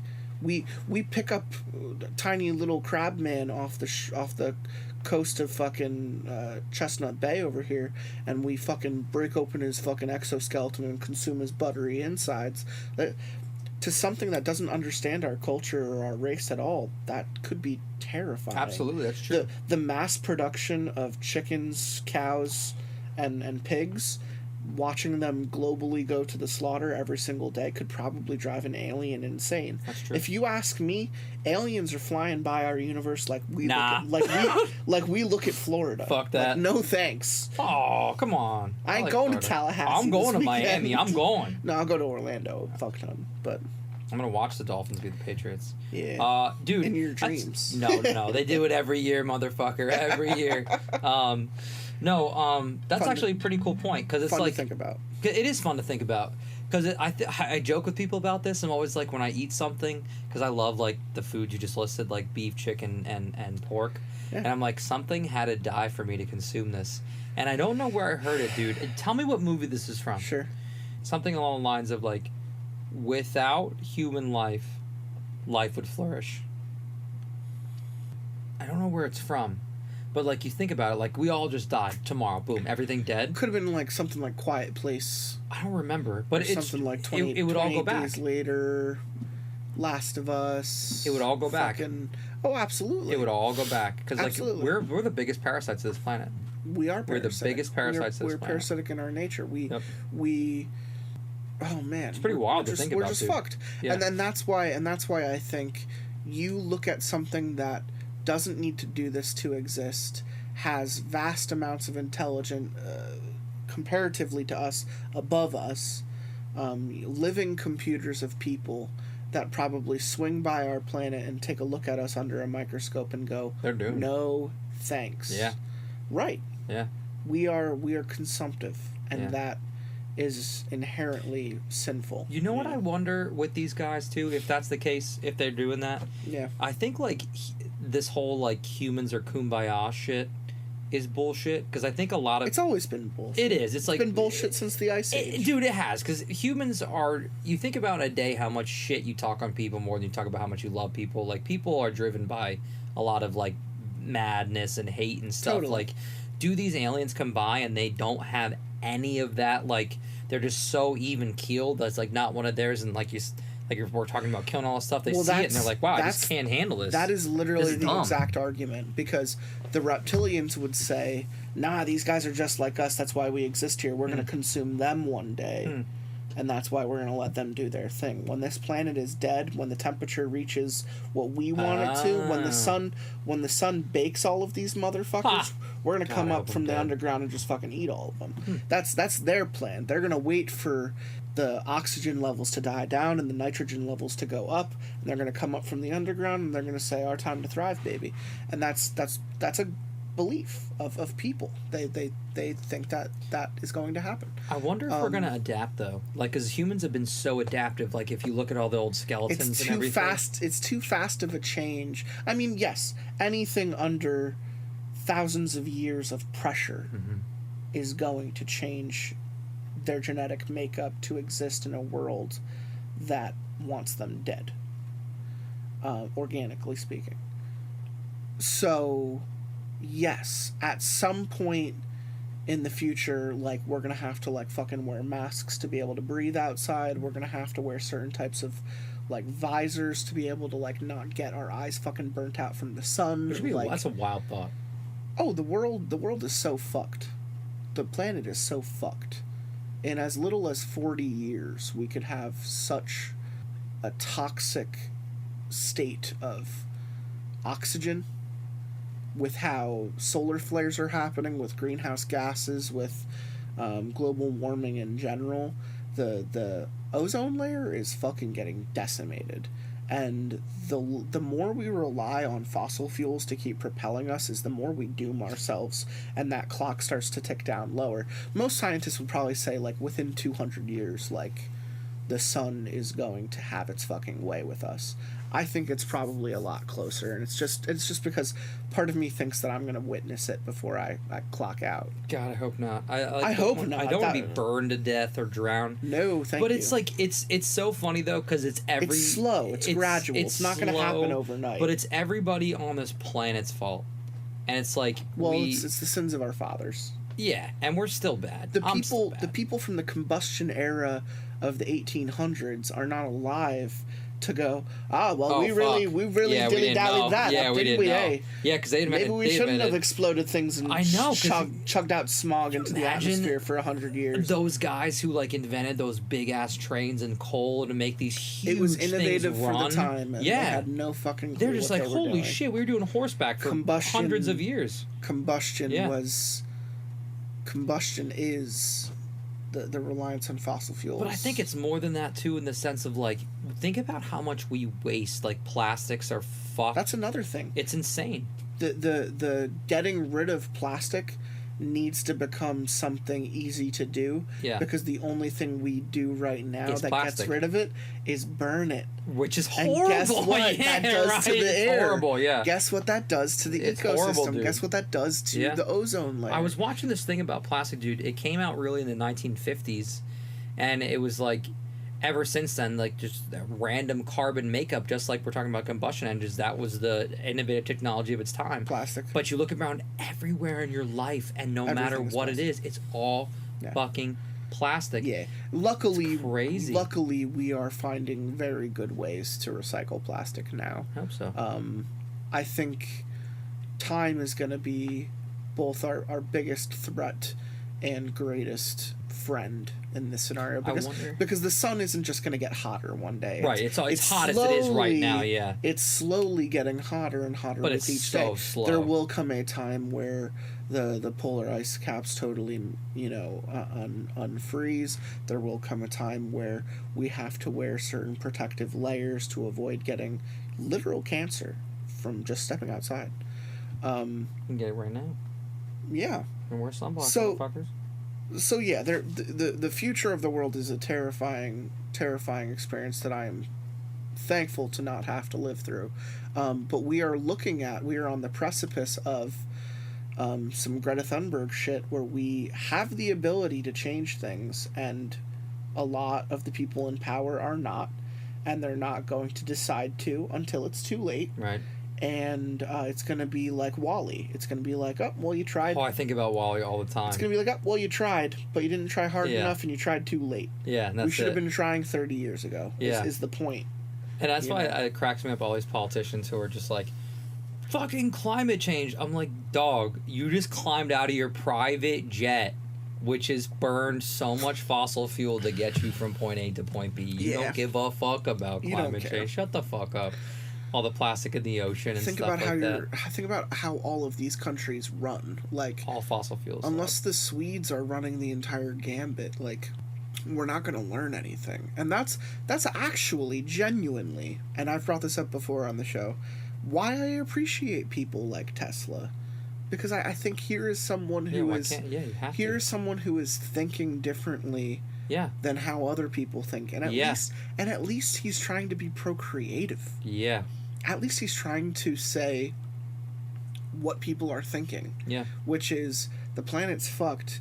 We can think about how we can try and make it last a little bit longer, but we should really focus on getting the fuck out of here. So, but where do you want to go? Because I think. Oh no, I'm not gonna. I was gonna say I'm not gonna be the space race.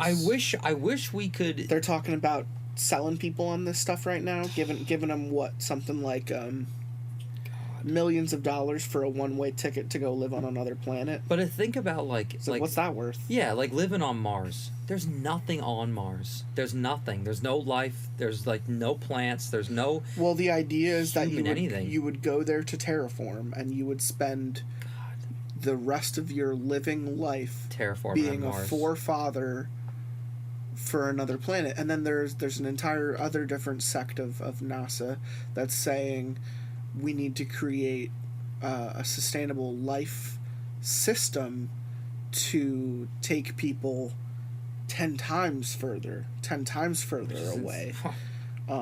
We tried to do this. Alien 1. Prometheus. So we look at the blueprints. It's tough, man. I think the first stretch is seeing what we can manage as close as we can, which is knocking on our neighbor's door, Mars, and trying to do what we can there. Mars is not the perfect planet, though. Nor is it the solution. No. I wish we could take this thought, though. Like, that's the thing that sucks about the entire planet, is that everybody has this just like, fuck it, abandon it, instead of just being like, we're doomed. Yeah, fuck it, we're doomed. Or instead of like, it's not my problem. Yeah, but that means it's going to be your grandkids' Right. It sucks that instead of being like, okay, guys, what a selfish way to exist. Yeah, what do we have to do? What do we have to do to not have to go to Mars? But the problem comes is that we're all human, and greed comes in, and then these motherfuckers the people are like, in charge right now are not willing to do the changes they need to do because they are making too much money in the lives that they have. And they have that perspective of fuck the people below me. Right. Fuck the people I don't know. No, right. Fuck the future. Fuck the past. I am living in now. They say, why can't I? Why can't I just get all this shit? Yeah, dude, I totally agree with you. Yeah, it's pretty wild. It's a pretty wild thought. But I think I know, and it's funny, dude, because I'm gonna go out and I'm gonna drive my Challenger, and I'm gonna burn dinosaurs. I love and it. Kill I it love all. it, man. Dude, love it. it's so. That's why I like these conversations. There is stuff we can control, and then there's stuff we are forced to be a pardoned to. Yeah. And I think that not everyone is able to drive a fucking Tesla, so that's the reason why you're not driving one. If they had a charger with an electric fucking plug-in, that'd be cool. Would you not take that as a smart alternative? Dude, okay. So there is, have you heard of, I don't know if you've heard of this before, it's like Tesla's sister company. It's called Nikolai. Yes. Did you see the Nikolai truck? No. Oh, dude. I'll send you pictures later. It's a Nikolai truck. It's a 4-door truck. It has like a 4 to 5 foot bed. Dude, this thing is badass. It's either a hydrogen battery or like the typical like Tesla battery. This thing goes 0 to 6. It's a truck. It goes 0 to 60. These things zip around. Have you been in one of these? Oh, dude, the Tesla is the only car I've been in that made me go like, woo! Like, you're just like, whoa! You get sucked back in the seat. That's fair. But the Nikolai truck is the shit, and it's so fast. So it's like I love one of those. I didn't know it was raining. Is it rain? Is that rain? That was thunder. Oh, thunder. Thunder. And a thunder. Somewhere there is thunder. Let me get a hit of that bong. Are you sure? Yeah, I'll take a hit of it. I don't want you like it's a bongo. That's okay. You know? What's a bongo?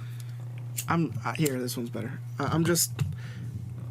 Don't take too much of a cut just because you've been. I know it's been a little bit clean for a while. You know I don't want you to get zoinked. Oh, you're getting zoinked, man. That's a huge fuck. Okay, don't take the entire thing. Yeah, let me eat the rest of that.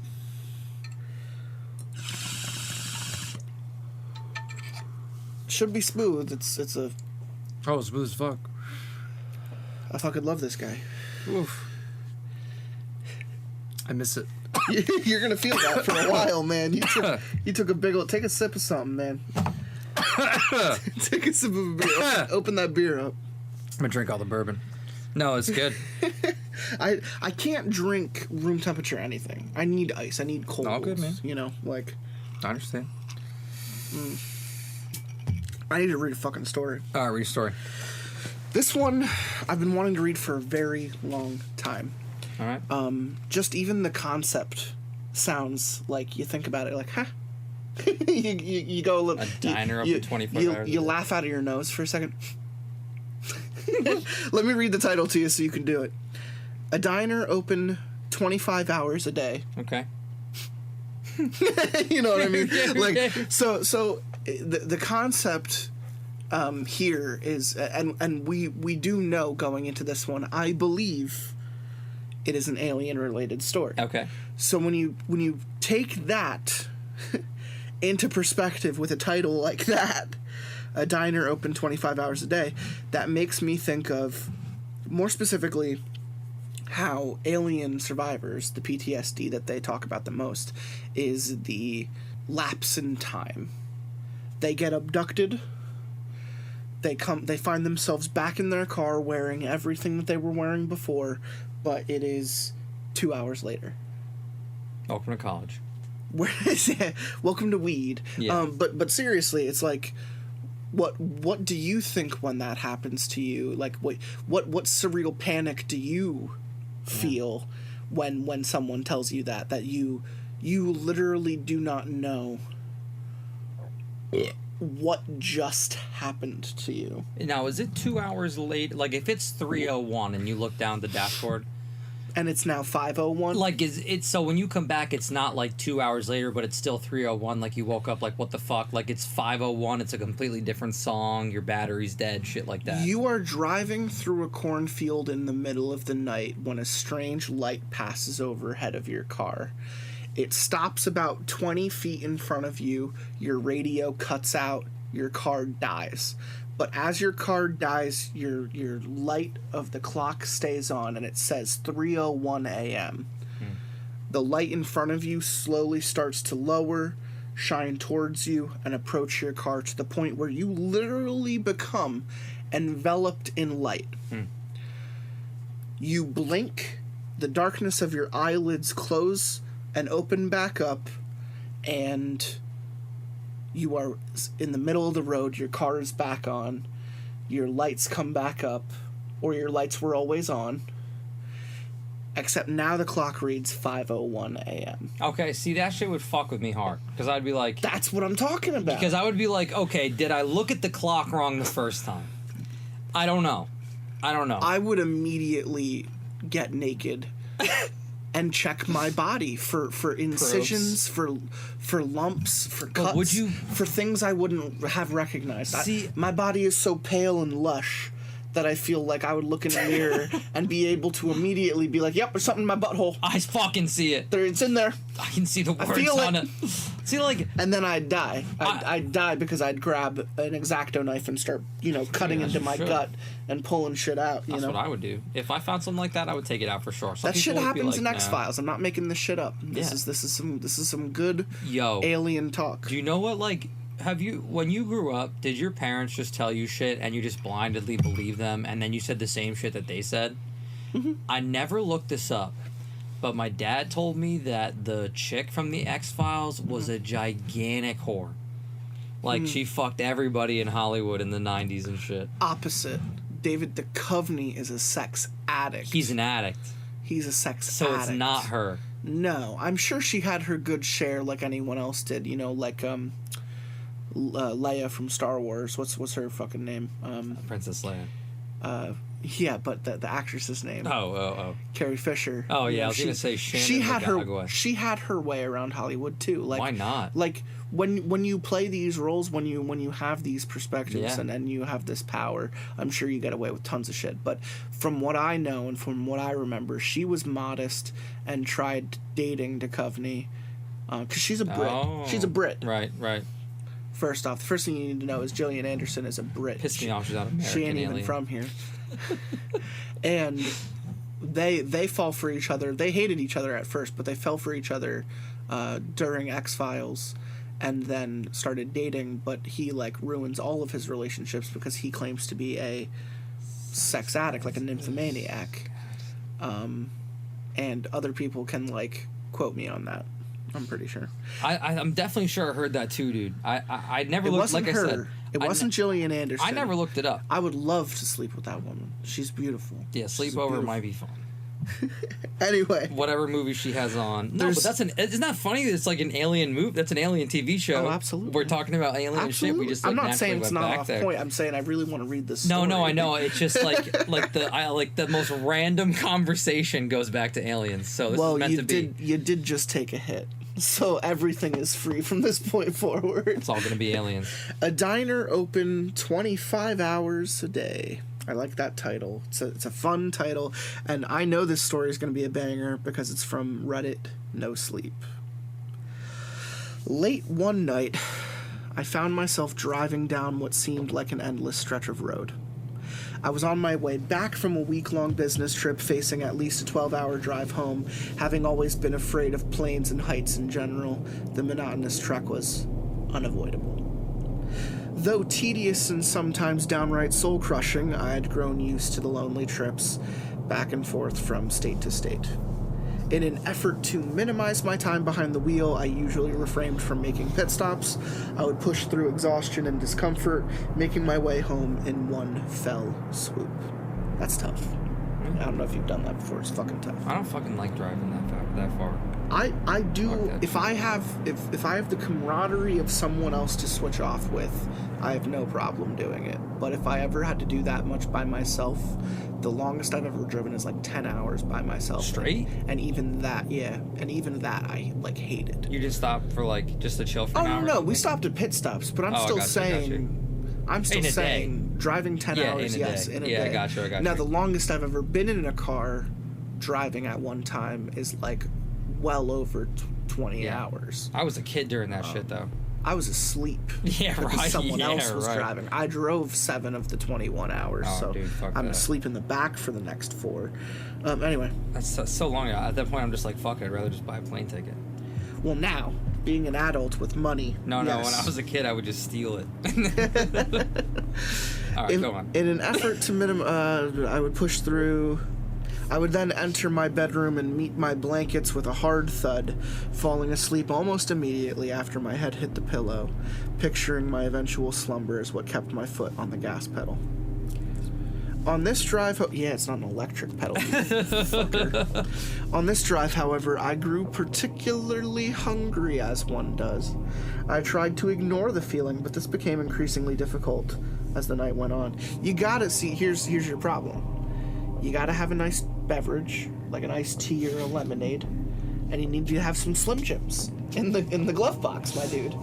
You can't go riding without your beef jerky. Dude, you know what we're about to do? We're about to give people the best road trip foods and tips during this show. I hope so. I hope more of it is about this guy in the car. I hope so. Absolutely. So wait, your favorite snack is Slim Jim during this road trip? So during road trips, there are two things I need. Okay. I need a sugary tea or lemonade. All right. And I need some lactic acid starter culture, which is a #1 ingredient in Slim Jims. That's perfect, dude. That's what I think of when I think of gyms. That's why it's a joke, because I know specifically an ingredient is called lactic acid starter culture.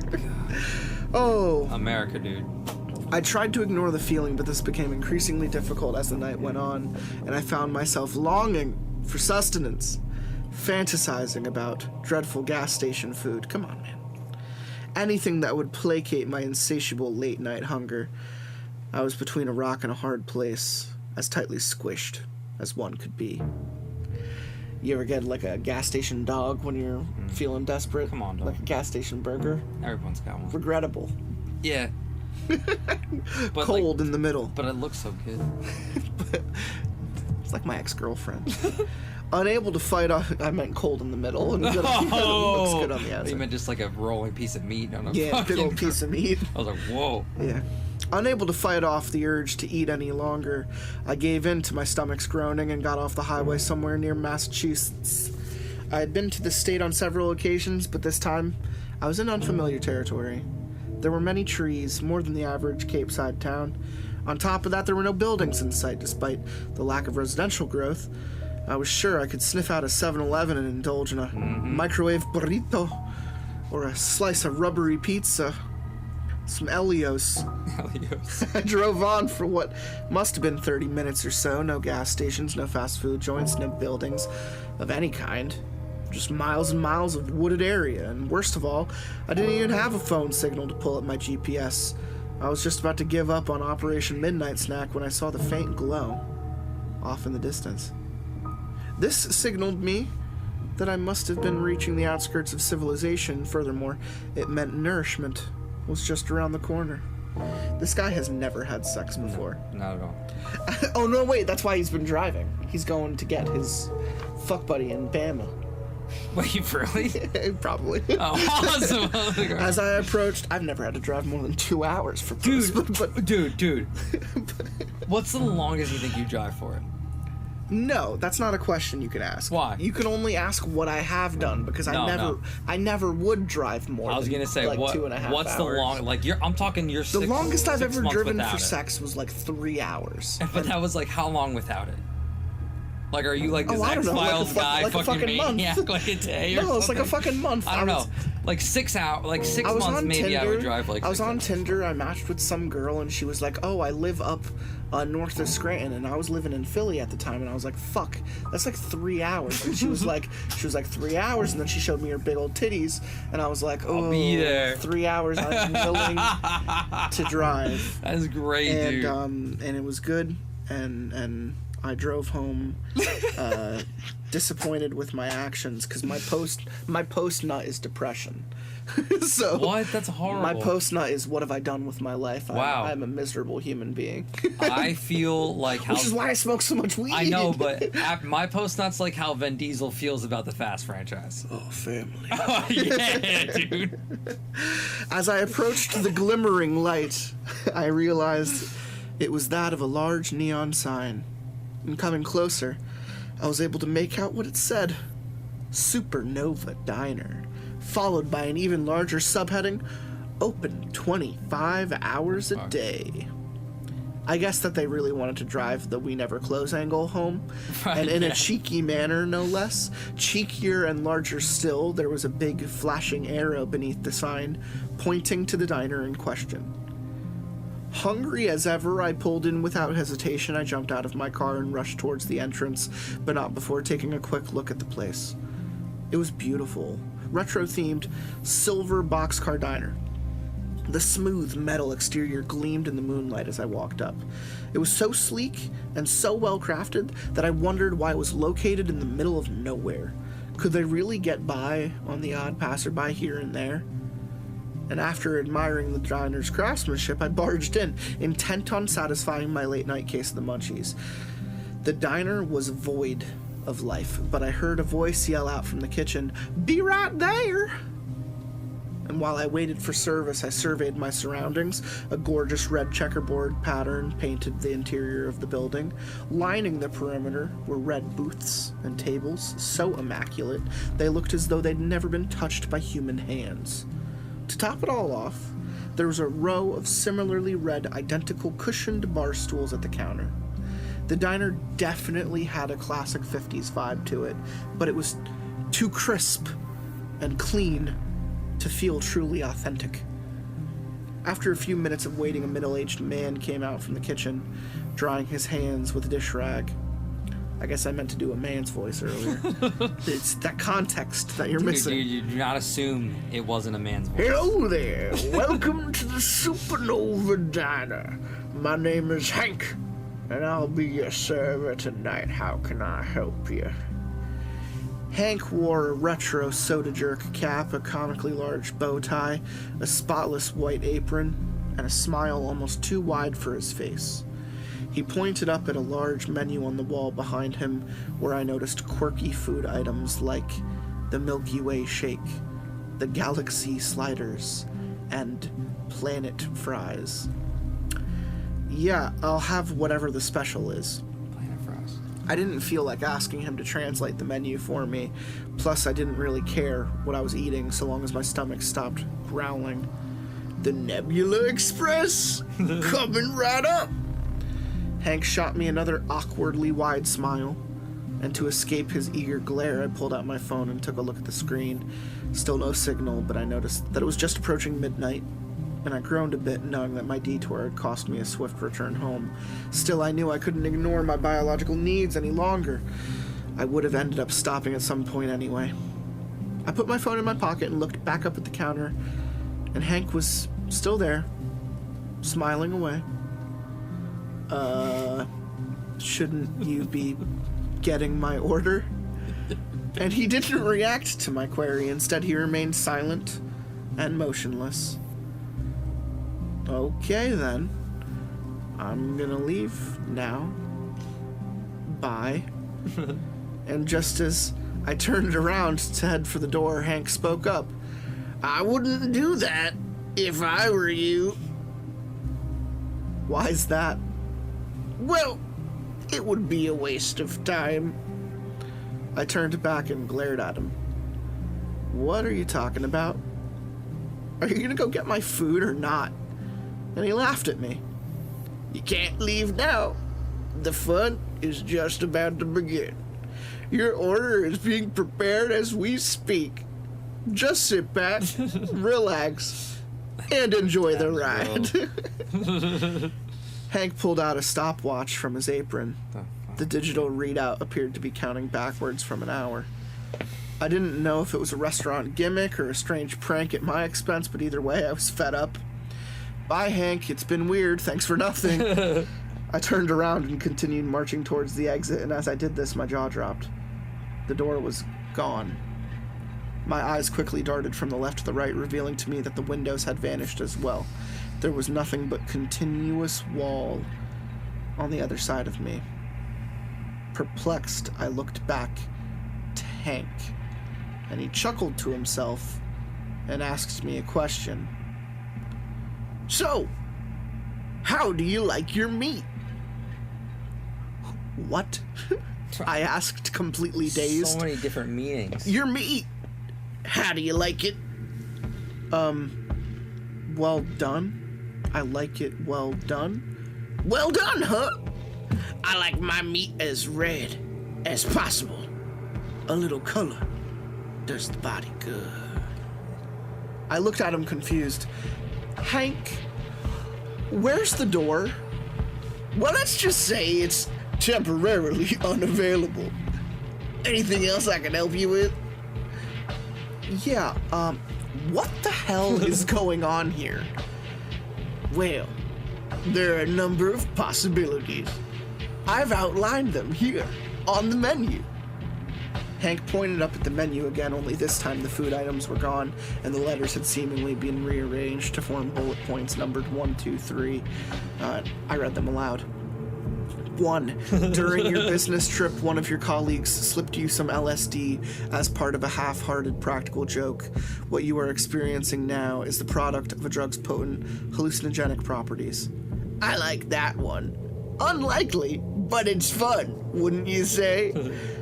I moved to the next possibility. 2. You fell asleep at the wheel. This is merely a vivid dream that will continue until you inevitably crash your car and die on impact. Alternatively, you may have already crashed your car and lived, albeit barely. You are currently in a coma, and your sleeping mind has formed a narrative based on the hunger you felt before the accident. The diner is a metaphor for the coma itself, and you won't escape until you awaken, which may very well be never. What the fuck? Hank bore a look of concern. A little morbid, I admit, but it is possible. I reluctantly looked at the last option. 3. Something supernatural is afoot. Mysterious forces beyond our comprehension are at play, trapping you in an otherwise normal eatery. These forces will not allow you to leave under any circumstances. The best thing you can do is accept this and allow yourself to succumb to whatever classic paranormal tropes are thrown your way. Death will be your only escape. Cool. Great That's song. all I could come up with. I'm not sure myself, but I'm leaning towards number 3. What the hell, Hank? What the fuck is this? Shouldn't you of all people know? You would think so, wouldn't you? But I guess I wouldn't tell you if I did. Now would I?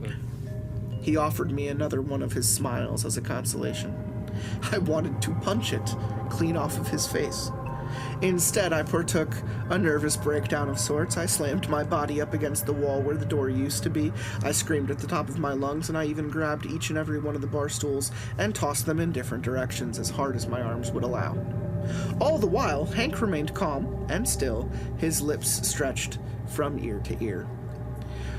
Just as I was about to swing at him, the kitchen door behind him popped open. "Oh, your order must be ready. Please, come with me." Hank disappeared into the darkness beyond the kitchen's door frame, and I stayed behind, hesitant to follow him. After a few moments, I heard him yell out to me, "Come on, kid! Aren't you hungry?" It's true.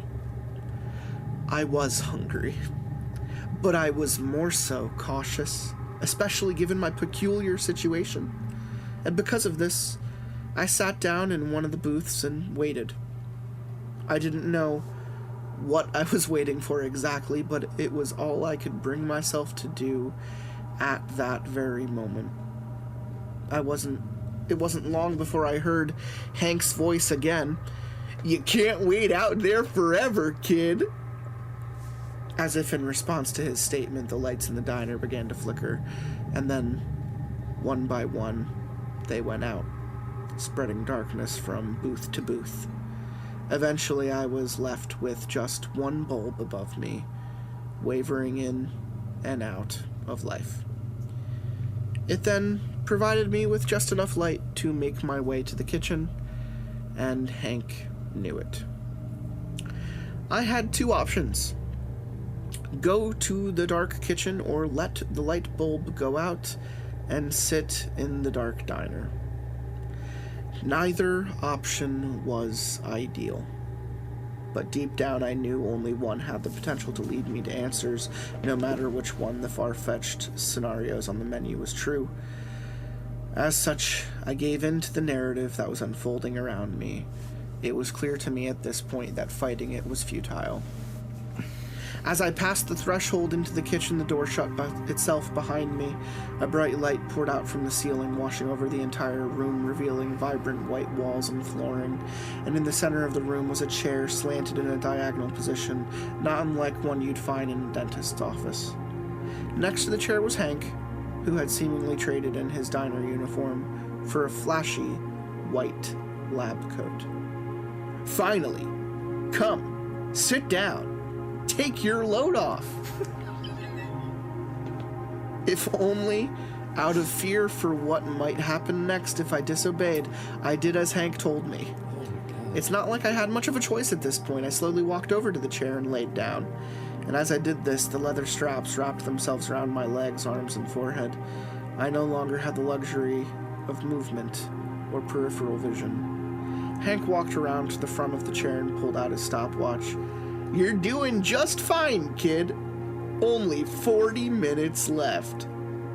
Dude, is this a mix of Five Nights at Freddy's and Jeffrey Epstein's Island? "I'll be right with you, honey. See you soon." I feel like this is what Jeffrey Epstein said to the kids he was fucking trading. Yeah. Trump's just in the background. "Make it an hour and a half." Without warning, 6 or 7 shadowy figures came rushing over from either side of me. They brought with them rolling carts filled with what looked like medical equipment and power tools. I tried to make out even a single face in the crowd, but I could not. They lacked discernible features of any kind and moved about in perfect harmony with one another like animated silhouettes, doing the bidding of some unseen higher power. Over the course of the next few minutes, the figures poked and prodded me, drew blood, took hair samples, and inserted their utensils in places I'd rather not discuss, like my pee-pee hole. Oh man, poor Chad. As much as I squirmed and screamed, none of them reacted, not even Hank. Feeling helpless, I eventually stopped struggling and simply braced myself for each needle that penetrated my skin. It made things a little more tolerable. After a while, the figures stopped. Instead of going away like I hoped they would, they traded their needles and test tubes for surgical scissors and began cutting my clothes off of me. This continued until I was completely naked. I tried talking with Hank, but he was too busy playing around with samples that had been collected. Even if he did respond, no amount of encouragement could have prepared me for what happened next. Using nothing but scalpels and brute strength, the figures began cutting away at my skin. It was an absolutely horrific orchestra of deadly incisions, and one that continued until they peeled off every last bit of my epidermis. What the fuck? For one reason or another, I remained both alive and awake during the entire ordeal, though at the time I wished I could have died. The pain was excruciating and came in waves. Just when I thought I was going numb, another unbearable, sharp, throbbing sensation would overtake my entire body. I'd never felt anything like it before. It would probably make me come. Honestly, if I'm thinking about it. I'd probably be like, "Oh, no! I jizz everywhere. Please don't." By the end of it, my ears were ringing from the volumes of my own screams. Orgasm screams. What the fuck? "There's that color!" Hank exclaimed, gazing at the bloody mess I'd become. "Why are you doing this?" I yelled. "I'm not doing anything, kid. I'm just here to observe. Relax. Only 27 minutes left." I would have argued with him further, but the figures grabbed the power tools and started tearing through my muscle tissue. The buzzing sound of saws filled the room, drowning out my cries of agony. Through blood-soaked eyes, I could see Hank mouthing the words, "Tick-tock, tick-tock," over and over again. I watched him mock me until the buzzing stopped and the next stage of torture commenced. I never wanted to see my organs. I never wanted to see my bone. I could have gone my whole life without knowing what they looked like. That's actually like, I fear this.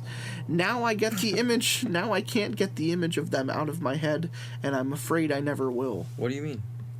I've never broken or seen into my skin before, Yeah. but it fucking scares the shit Yeah, out I of me. don't like broken bones. If I were to just break open my fucking kneecap and like just snap my fucking leg one day and have to look at that shit, I'd probably pass out. Dude, I can deal with all the surgery shit, blood, guts. Oh, I've seen into someone's fucking skin before Oh. where it looked like fucking ground beef. Yeah.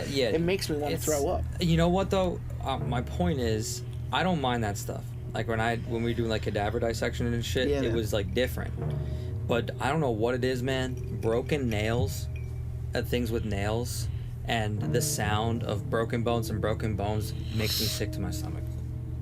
I can't fucking. I think stand it's a pretty human reaction. Oh, dude, did you ever see the movie when they're on like the it's like a B movie. They're on the slopes and the fucking lift goes down and Yeah, the dude it's Frozen. jumps. Yeah, and he Yeah. jumps from the chair and he Yeah, breaks both it breaks his legs. Yeah. Dude, I had to shut the movie off. I couldn't do it. And then he gets eaten by wolves. He gets. I'm pretty sure. It was when the girl woke up with her hand on the fucking metal when she didn't have her glove on. I shut it off. I was like, I'm done watching this shit. No thanks. I'm sorry. I didn't mean to say No, that. I always like broken bones I that love much. I love a thoughtful interjection. to No. take- They just I don't like them. After Anyways, successfully ripping apart my skin and muscles, the shadowy demons took hammers to my insides, smashing up my spleen, Fuck that. stomach, liver, kidneys, lungs. They broke through the brittle white ivory that made up my skeleton, making sure to leave no bone unturned. They even destroyed my skull and scooped my brain into jars. And after all was said and done, they cleaned up my remains like fallen hair in a barber shop and swiftly left the room. How did I live? I'm not entirely sure. They stripped away every physical aspect of my being, but I was still there, a sort of bubble of floating consciousness. I could still see and hear, but I was without a material body. As jarring as that may sound, I was just happy to no longer be in pain. I didn't realize it, but Hank was still in the room, and he walked over to me and leaned in real close, stopwatch in hand. See? Now that wasn't so hard, was it? And looky here. You've only got 18 minutes left. How will you spend it? What things will you see? Well, there's only one way to find out. Hank turned around and walked out of the kitchen door, leaving me alone in the white room, and within an instant things began to change around me. The walls, floor, ceiling faded, revealing an array of distant stars behind them. I somehow went from being in a diner on planet Earth to floating around in the vacuum of space within mere moments. Within seconds of the room completely fading from view, I was unwillingly hurled through the universe at light speed. Everything around me blurred and my bodiless soul spun around uncontrollably. If I still had a stomach, it would have been turning. I'll never forget what I went through in the coming moments, but I'll also never fully remember it either. I wish I can tell you exactly what I experienced, but being a floating orb of pure consciousness is like being in a dream. The details of what happened are very fuzzy, and in truth, I can only tell you how I felt. That will never go away. As I traveled through deep space, I was stopped in specific locations, mostly foreign planets and dead star systems, and when I stopped, I saw unspeakable things, gruesome things, things I never knew could exist in the universe. I was plagued with disturbing sights and concepts of incomprehensible proportions, so horrific in fact that it made what the shadowy figures had done to me look tame in comparison. I don't remember exactly what it was I saw out there, but I still feel an immense dread whenever I try to recall it. I would only imagine, like, darkness. An eternity of darkness would probably make me go fucking nuts. But like, do you comprehend it? Like, are you conscious during this eternity of darkness, or like, do you Absolutely. not even know? If time is still a construct and we are still witnessing it in real time, as long as what we consider time feels like, if I weren't speaking with my mouth and I was speaking with my mind, and I had to live like that, bodiless, for hundreds of years, I would probably oh man, I would transcend everything it means to be human. Yeah, and it's like, and beyond that is probably just a apathetic just eternity witness of consciousness. I don't know. This is what okay, it's but this is what shit. That's like what I don't like to think about the afterlife. Like I want to think the afterlife is just like, hey man, this is going to be an awesome time. There's going to be beer. There's going to be pools. There's going to be Hawaiian shirts. I've come to terms with my idea of what I think the afterlife is, and I think it's the synapses, the sadness, the synapses, and the chemicals being released from your body into your brain at your moment of death could make you hallucinate an existence. Yeah, it can make you live a fucking lifetime. Yeah. And that's why they say, like, you know, your life flashes before your eyes. You could be playing your greatest hits. You could be Inception, like making shit up. Yeah, which is insane. The chemicals in your brain could essentially help you live out your greatest dreams, which, why wouldn't that be heaven to most people? Right. What if it turned into your biggest nightmare? That would be hell to most people. Right. I've come to this conclusion on the podcast several fucking times. That would be a cool book. Afterlife is what you make of it. I think, I think I loosely get that from, there's a movie called The Discovery. The guy at his moment of death just lives the greatest hits of depression. Really? Yeah, it's a pretty great movie. Everyone around the world finds out what comes after death, and everyone just starts killing themselves. Wow. You never heard of this? No, I gotta watch it. I think it is. Don't get me wrong. Don't quote me on this. I believe it's Jason Segel and Michael Douglas. What's it called? With, I think, someone like Olivia Wilde. I think it's called The Discovery. And I think it's based off of a book. If I fucking watch that, you got to read this book that's not that long. It's like this. I will read anything. It's like this big. Have you not been on my show?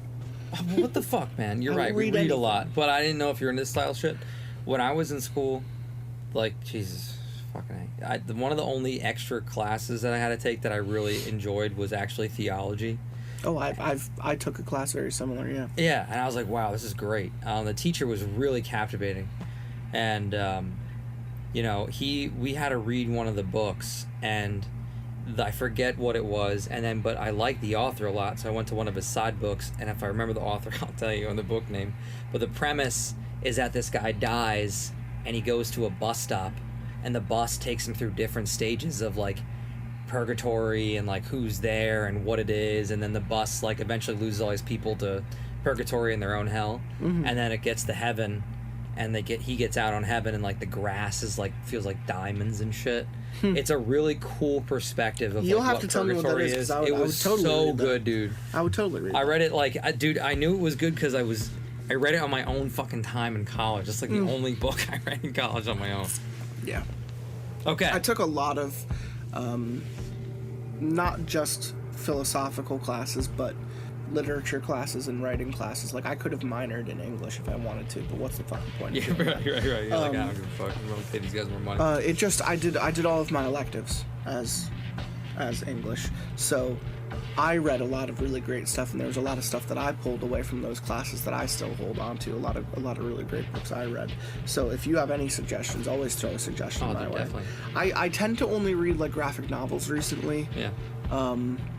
But I do have a book back there that I've been reading that's very similar to what you just said. It's almost it's just about life and karma and the spirit. And, it's just a cool.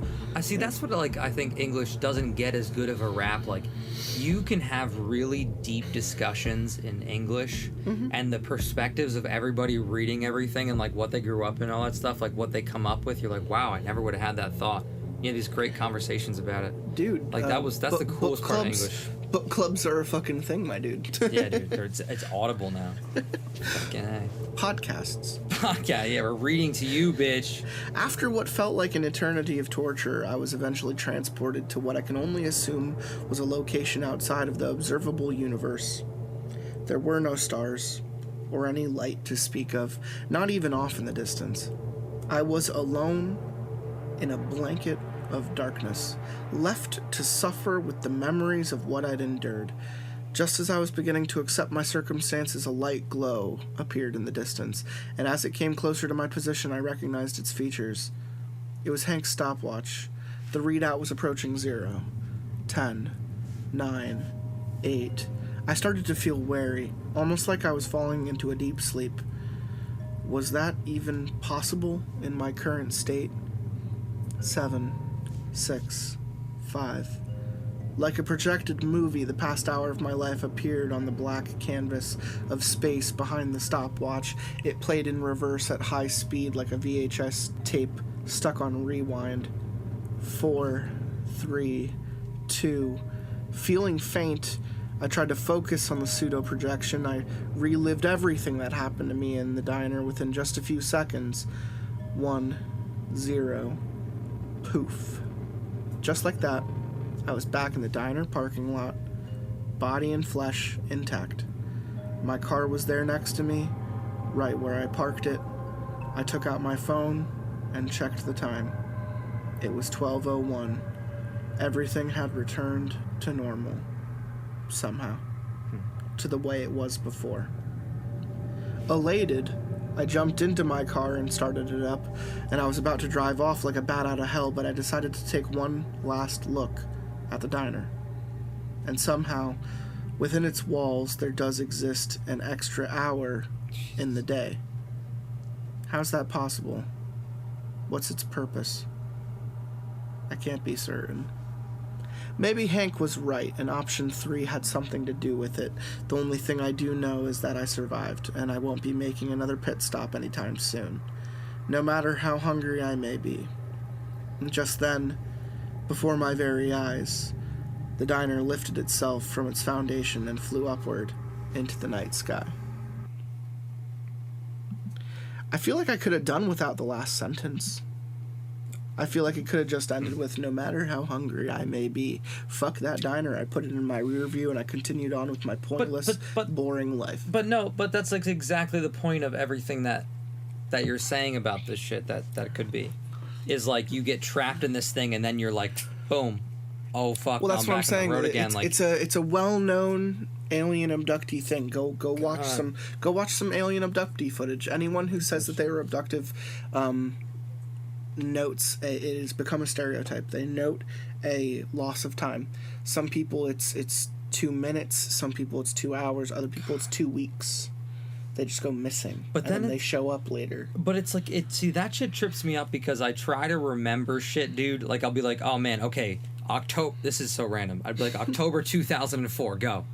And I'm like, fuck, I have no idea what happened. No clue. So I look back on all this time, I'm like, was I abducted by aliens this entire time? No, your genetic memory is just bullshit because you're an organic being and our brains don't. I know. Our brains are mush in a meat it's soup. Wild. I wish we were able to process those memories. We can't. We live them. We experience them. I know. It should be sweet to be able to remember it. Your imagination is all you have to hold on to. Our concept of memory is transcendental in itself because we are fabricating things in our minds. No one's memory is 100% organic replication of what they once experienced. Right. It's a pale imitation. But it's like the thing about like. But the idea of having to re-witness a memory. Yeah. In this type of sense is some crazy. See, and I think that shit. would be a cool fucking sci-fi movie because then you could like have somebody go to this whatever, and you could like play your memories and actually see what happened, and like maybe the grudges that you had against people you didn't have because you were wrong, or like have a different perspective. But dude, that's true. That's true. That's a fun fucking concept. Time is a fun fucking concept. Dude, it is because there's like we're talking about aliens. There's so much good conversation about like where does time end? Like what is it? Like you're saying like about that. Yeah, I don't know. That's a lot of this is what we do. We get stoned and we talk about if God exists and why he's an asshole. And then we talk about if time exists and why we're stupid. See, the shitty part about the God thing is like it's just like I don't know. And it was actually like religion that drove me away from God because like the church I grew up in was absolutely terrible. Oh, I don't blame you at all. Yeah, and it sucks because like I listened to what they were saying, but then I would like look at the adults around me and like how they were behaving, and I was just like, this doesn't make any sense. These guys are preaching this shit, they're not following it, so what the fuck? And I was like, I don't like this. And then I tried to like it in college, dude. And then I had a fucking professor. He was a priest, and he was like, he got shoulder surgery, and he was giving people the Eucharist, like blessing Jesus into these people. And he was like, when someone, like, in the Catholic thing, like, if you put your hand out, they put in your hand, but if you stick your tongue out, they put in your tongue. Everybody who stuck their tongue out, he cursed them on the altar. And I was like, wow, you're a piece of shit. And you're a priest. You're a piece of shit. Yeah, I was like, dude, this sucks. Like, so I've definitely not had as much faith in, like, I think this, like, from my mid-20s on, I've definitely not as much faith. But it doesn't give me a negative outlook on the world. I pretty much gave up when I hit, I think, like, I don't know. What was your moment of, like, I gave up on this shit? It's fucked up. When you... So I think we should close out the episode. Go ahead, dude. Close the episode. I had a lot of fucking fun hanging out and shooting the shit with you, Dr. Enkenstein. This was an alien episode, but it was a little bit of everything episode. It was. We talk about life, people, because that's the pasta we latza.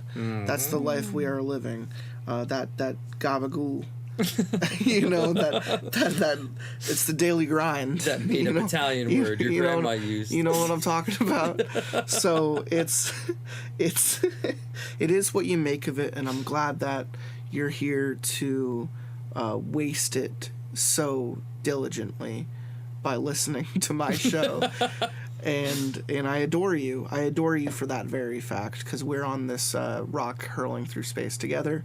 And if you experience any sort of pleasure out of listening to something like this, then more power to you.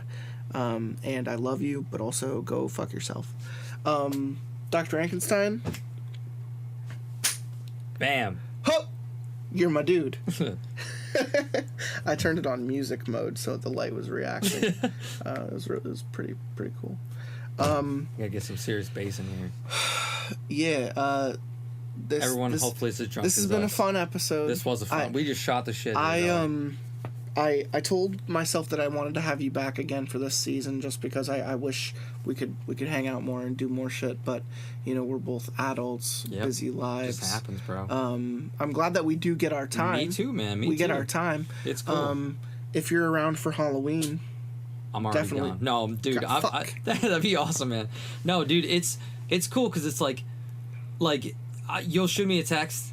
And I'll see it, and I'm like, oh, yeah. And then I don't answer, and then I'm looking through my old messages, and I'm like, oh, shit. I never answered. Yeah, and then I'm like, yeah, dude, this is great, but you're never like, oh, fuck you. You're like, all right, man, it's cool. See you soon. I'm like, all right, cool. Like, I'm literally all the time. Yeah, you have, like, a friend who's just, like, literally, you're like, oh, here we go. I am, here's the thing, and I'll even sugarcoat it for you fuckers. I literally, I see this guy maybe once every, like, 6 to 8 months, you know, like once every year at most, but really it's hey, come on over. You can come over literally whenever as long as we agree on a day. Yeah, right. You can literally come over whenever. Yeah. Let's order up like a pizza. Let's smoke some weed. Yep. And let's maybe play some Halo. You know, like that's I sorry guys, we're trying to end it. I'm literally just trying to end the show. I know. But I keep talking. It's what we're trying to say is we have a good time here, yeah. And I hope to have you back again soon. You will. You will. This is your insertion into season 5, and I'm finally glad that we get some aliens out of the way. Oh, me too, bro. I feel like next time we're gonna have to attack the man on high himself. We're coming. I'm ready. We're coming after God. I'm coming after you, Christ. I wait till the day's end when the moon is high and it'll rise at the tide with the lust for life. I'll mass an army and we'll run as a horde and then we'll look across the land until we stand at the shore. I'll wait till day's end when the moon is high and it'll rise at the tide with the lust for life. I'll mass an army and we'll run as a horde and then we'll look across the land until we stand at the shore.